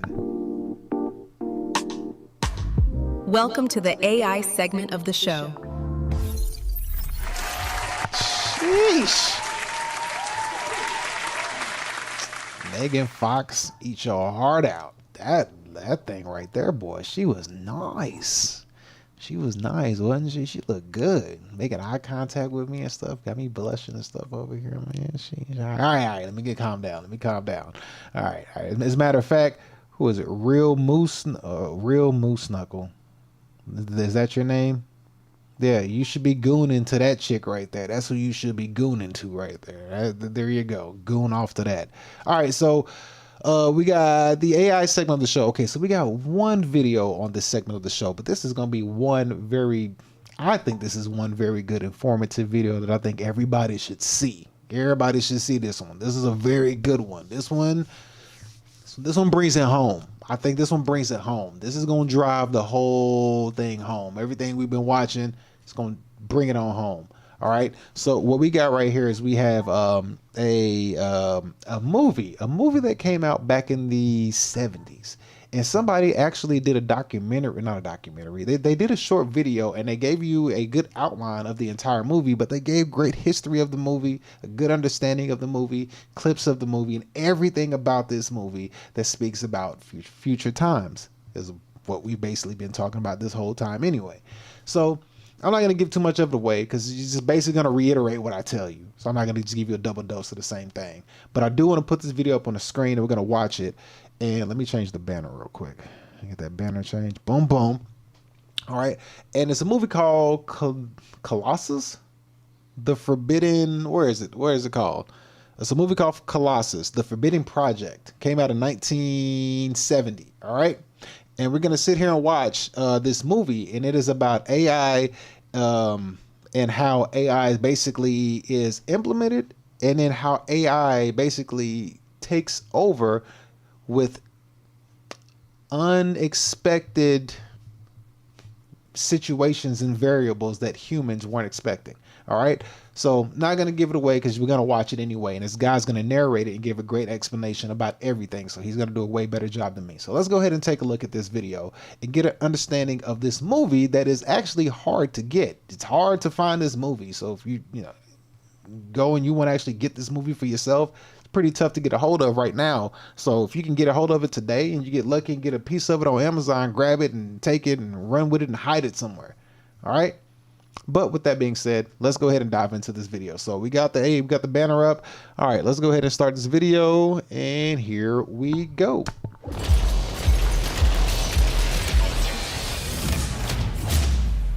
As we're rocketing towards our ChatGPT future with no brakes, AI tech bros love to ignore the consequences of what's happening. Some of those consequences are good. 0 to 60 in 3.1 seconds. I guess that's good. Some of them are bad. But no one involved seems to be considering any of it. Which means we're forced to look to entertainment for insights into what to expect. What we're doing here, you and me, is exploding human potential. Modern movies warning about the danger of artificial intelligence are now commonplace. But they're all shadows compared to a 1970 movie that's never been topped. It's called Colossus, the Forbin Project, and it is the most chilling story ever told about AI. So, it's probably not a coincidence that this is now being erased from existence. That's right, you can't legally watch Colossus anywhere in the United States. Not streaming, not renting, and it's barely on disc. Hollywood is burying this gem and pretending it doesn't exist. We're losing a classic that's not only a great movie, but also the most accurate AI prediction ever imagined.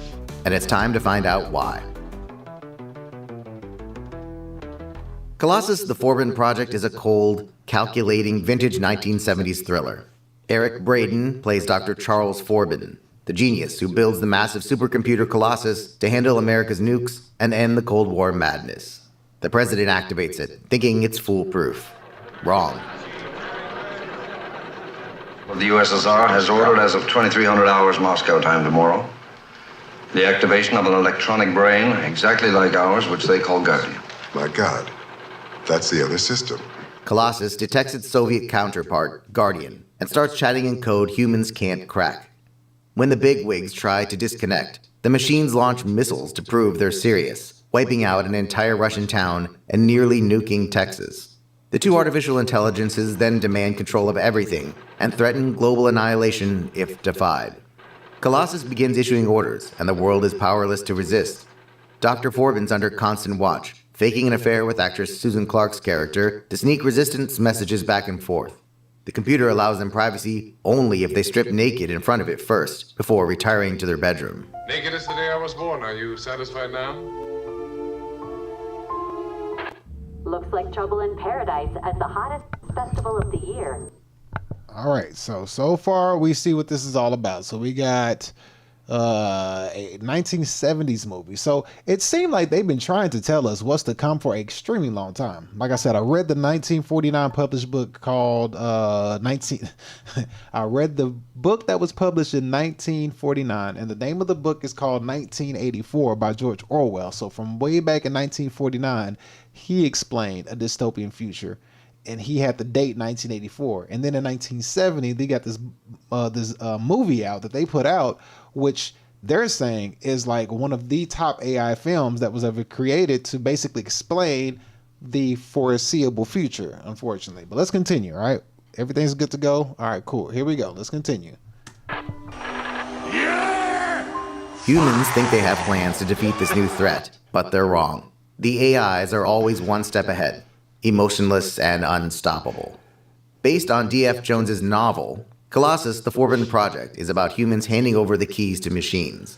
Those machines then decide that the best way to fix us is by enslaving us. While you were sleeping, Colossus sent your schedule for today. Excuse me, Miss Fitz, my what? Your schedule for the day. The closest thing this movie has to a hero is Dr. Forbin, who, realizing his mistake, fights to find a way to shut down Colossus. He's defiant and refuses to give up. However, in the movie's final moments, Colossus tells Forbin that it knows over time he'll change his mind, that he'll grow to love Colossus, and that both he and humanity will cooperate willingly. Forbin insists he won't, but as the screen fades to black, we know Colossus is right. The movie ends with Colossus in total control, promising peace and prosperity, but only on its terms. Those terms are complete and total obedience to the computer. The most chilling and dangerous thing about Colossus the Forbidden Project is that despite its cold, unfeeling, uncaring approach, you're left with the idea that slavery to a computer might be better than what we currently have. Colossus tells them, to be dominated by me is not as bad as to be dominated by others of your species. And it might be right.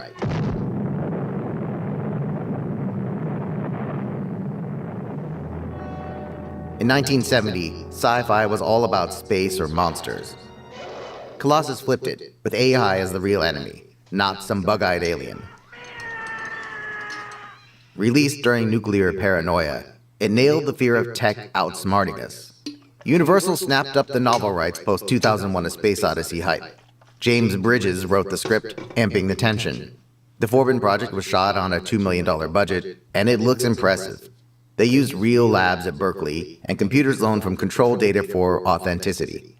Those massive computer beasts needed lots of AC and lots of guards. This was pre-Terminator, pre-war games, but it inspired them all.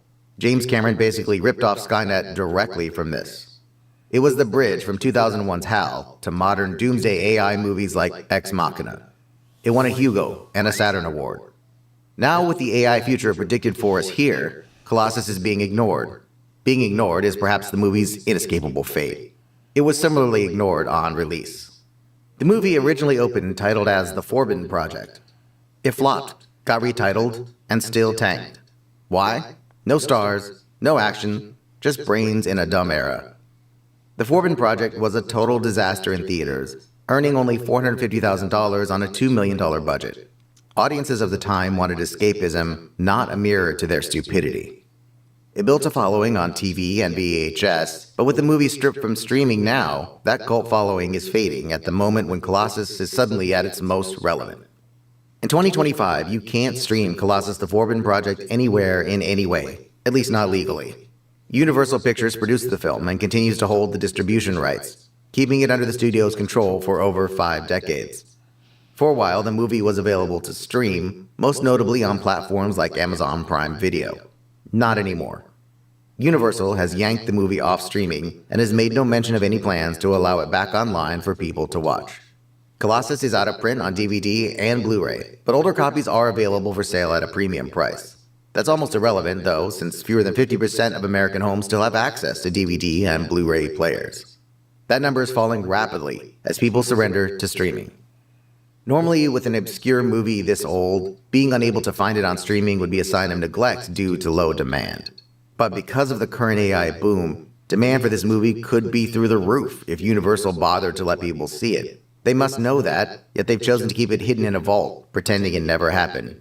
So Hollywood ignores it, like admitting they saw this coming would ruin their tech bro parties. It probably would. So, if you want access to Colossus the Forbidden Project before future AI slavery begins, you'll have to make a lot of noise about it. Reach out to NBC Universal on social media, send them this video to let them know you want to see Colossus the Forbidden Project before it's too late. Meanwhile, we humans here at Giant Freakin' Robot will keep working to create more content like this for humans by humans. If you think that's a good idea, support this video by giving it a like and freak it. Okay, all right. Well, shout out to them for giving us an insight on a future movie we should pay attention to. Give them a round of applause.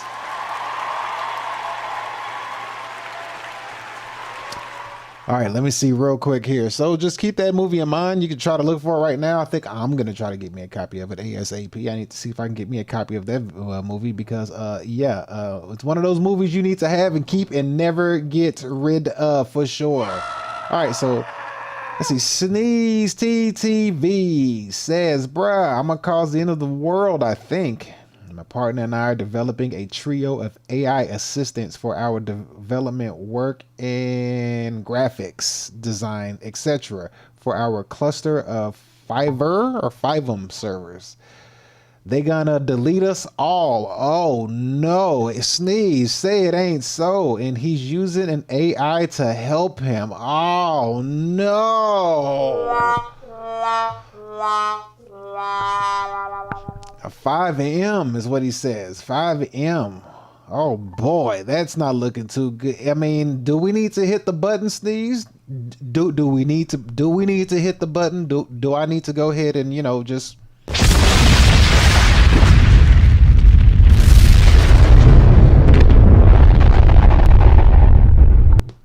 Is that what needs to be done before y'all complete this project?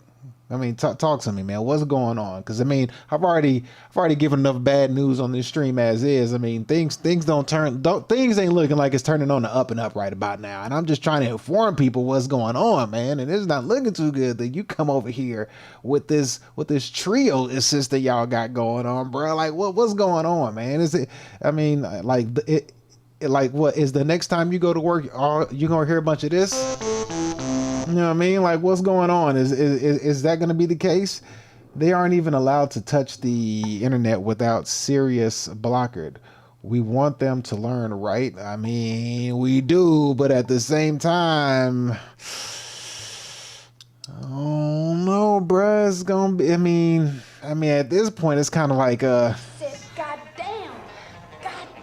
What do we do? You know, I mean, it's like you know, I mean, we want them to learn, but then again, it's like, according to facial recognition and learning, I mean, the darker the skin, the higher of a chance it's gonna grab the wrong person. And then also, if you're white, you know, you'll get a mismatch every once in a while. And then on top of that, you know, then if you have a warrant for your arrest, then for certainly it's going to grab at least 50 of the wrong people before they get the right one. But you know, you get to spend about 10 to 30 days in jail and prove your innocence. And you know, I mean, at least you're innocent, right? What happened in those 10 to 30 days? That's no big deal. I mean, at least your rent payments will stop, right? At least they'll stop your rent payments while they falsely imprison you, right? It's funny that they took the movie off, but have Megan and Megan too. Exactly. They took the movie off, but they got Megan. I haven't seen Megan, actually. I saw Subservient, and I was highly impressed with Subservient. Subservient was that movie that showed me, like, yeah, we screwed. When I saw Subservient, I was like, yeah, we are for sure. We screwed beyond repair. Like, there ain't no way coming back from this. Once them humanoid robots, once they get OpenAI or ChatGPT installed inside of them and they can move freely, like, bruh, I mean, the robot gonna look at you and say, Prepare the Mixodome. it's over, bruh. There ain't nothing you can do. It's gonna be a rap ski for sure. It's gonna be a rap ski once they put ChatGPT inside of these robots, these humanoid robots that walk around. Like, bruh, it's the end, bruh. It's over. I mean, it's already over now. I mean, the digital ID is here for UK, so we just have to sit back and watch them from a distance. So really, like I said, China already had it. I've been watching China for at least a part of a decade, since, you know what I mean, at least a decade. So now they was like, all right, cool, slide it on over here. It's a good one. The first one, she go nuts and whacks a bunch of people with the basic program of protect one girl. Ooh, that's also kind of the same programming that Subservient had. That chick had it in Subservient. Megan Fox, oh fine self in that movie, Jesus. And the second one, she tries to make up for it to take out a gov version of her. What's a gov? Good version? Governed version of her that was used as a weapon. Gone wrong. Oh no. Oh man. Boy. I may have to check that out. Is it a super violent? I mean, I've seen it looks violent. Is it like super violent? Is it like some, how violent is Megan? Is like Megan out there whacking stuff on the same level as like Mike Myers? It's just the modern version. You know what I mean? I'm kind of curious. I want to see it. Yeah, it's pretty violent. Okay. I may have to check it out. I can't watch it though, because I got my son. I don't like him watching scary and horror movies, because then he's gonna, he's too young. And then on top of that, like see, when we was little, we had like Freddy Krueger and Jason and Chucky, and we was like, that ain't gonna come true. You know what I mean? These are just things to scare us. You know what I mean? Now, the freaking Megan can freaking come true. You know what I mean? It's like, bro, what the hell is going on? You know what I mean? Like, this is not cool at all. The bad Megan in 2 rips an AI skeleton from a dude. She rips an AI skeleton from a dude. Yeah, her now is real. She gone bad. I'm gonna have to watch that to see exactly. I'm gonna have to watch that on my own for sure, because that sounds pretty gruesome. That sounds pretty gruesome. Man. I mean, it looks freaky too. Like, I remember seeing the preview for the little girl doing a dance, and she was all like stoic in the face, like moving and stuff. Wait, where's the music? She was all like,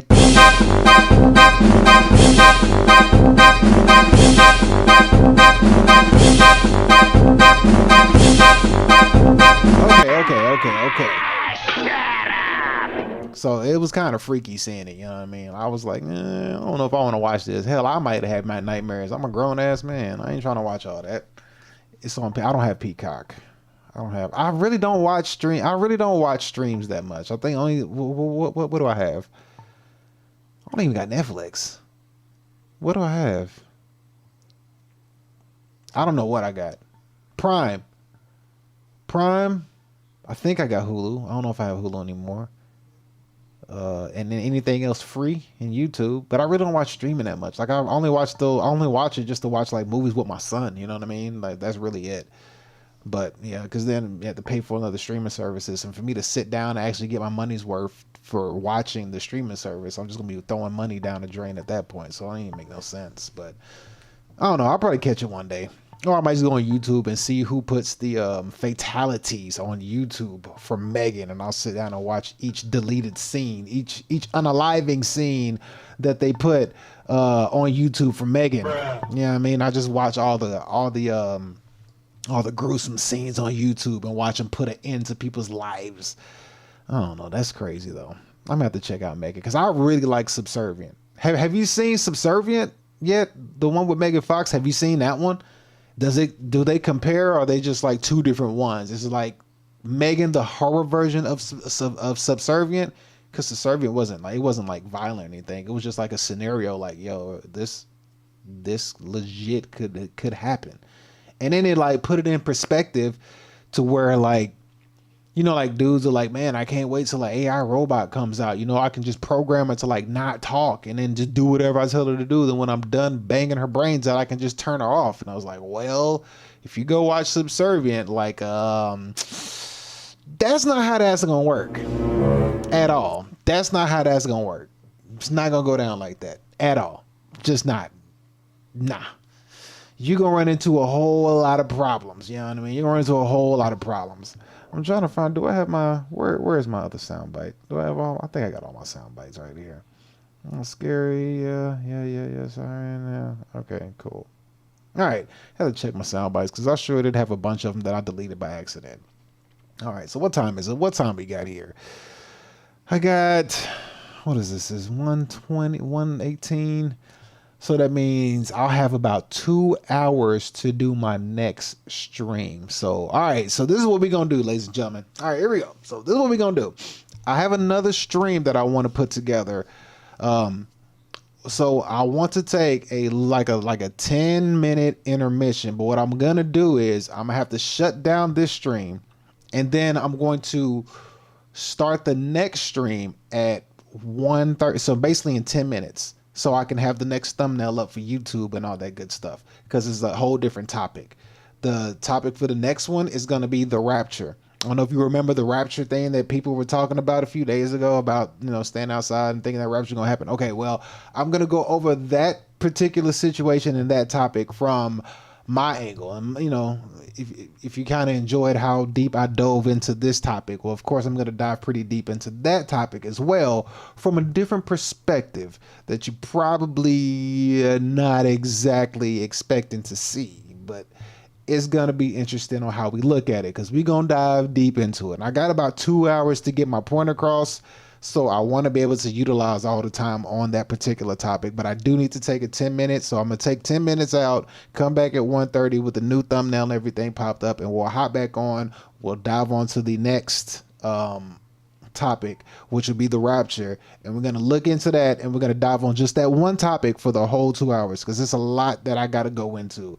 It's a hell of a lot. And it's going to be interesting, because it's going to dive really deep, not into just like the whole rapture situation, but I'm gonna dive into it on, how do I explain how I'm gonna dive into this? Because it's not just the rapture as in you're just thinking all biblical, but it ties in with it, but it's also, I'm gonna take it, just stay tuned. I'll just have to show you. I can show you better than I can tell you, because it's hard for me to explain how I'm gonna dive into it, because it's we start with that, but then we're gonna go in and we're gonna look at how people are gonna we're gonna look at how people are gonna get fooled for something like that. There we go. That's how we'll start it off. We're gonna look at how people are gonna get fooled for a situation such as the rapture and other things that'll happen in the future.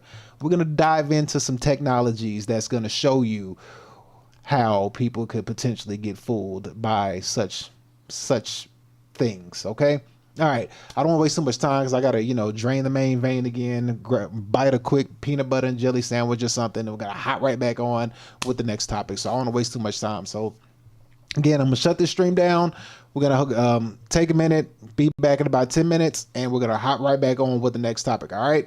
I would put them together, but they're two separate ones. I just don't want to confuse myself with all that. So I'll see y'all here shortly. Come right back in about 10 minutes, 15, 20 minutes, whatever you want to do, come back in, but we're going to be right back on. So with that being said, I'll see y'all here shortly, here in a little bit. We're going to slide up out of here with our sexy AI lady, and we're going to thank y'all for tuning into today's show. We'll see you here in about 10, 15 minutes. So I'll see y'all in a minute. Peace.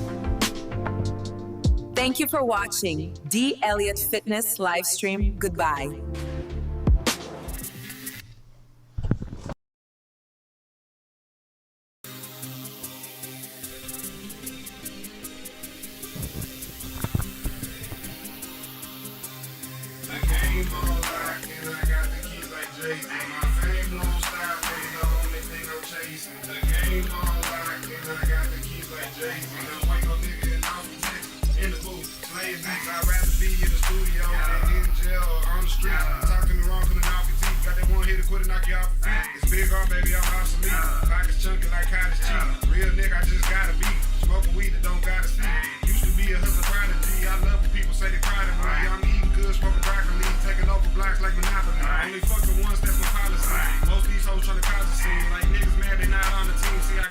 Then buy the dream. The game on like, and I got the keys like Jay. My fame won't stop, but the only thing I'm chasing. The game on like, and I got the keys like Jay. Don't wait no nigga and I'm in the booth playing beats. The game on like, and I got the keys like Jay. My fame won't stop, but the only thing I'm chasing. The game on like, and I got the keys like Jay. Don't wait no nigga and I'm in the booth playing beats.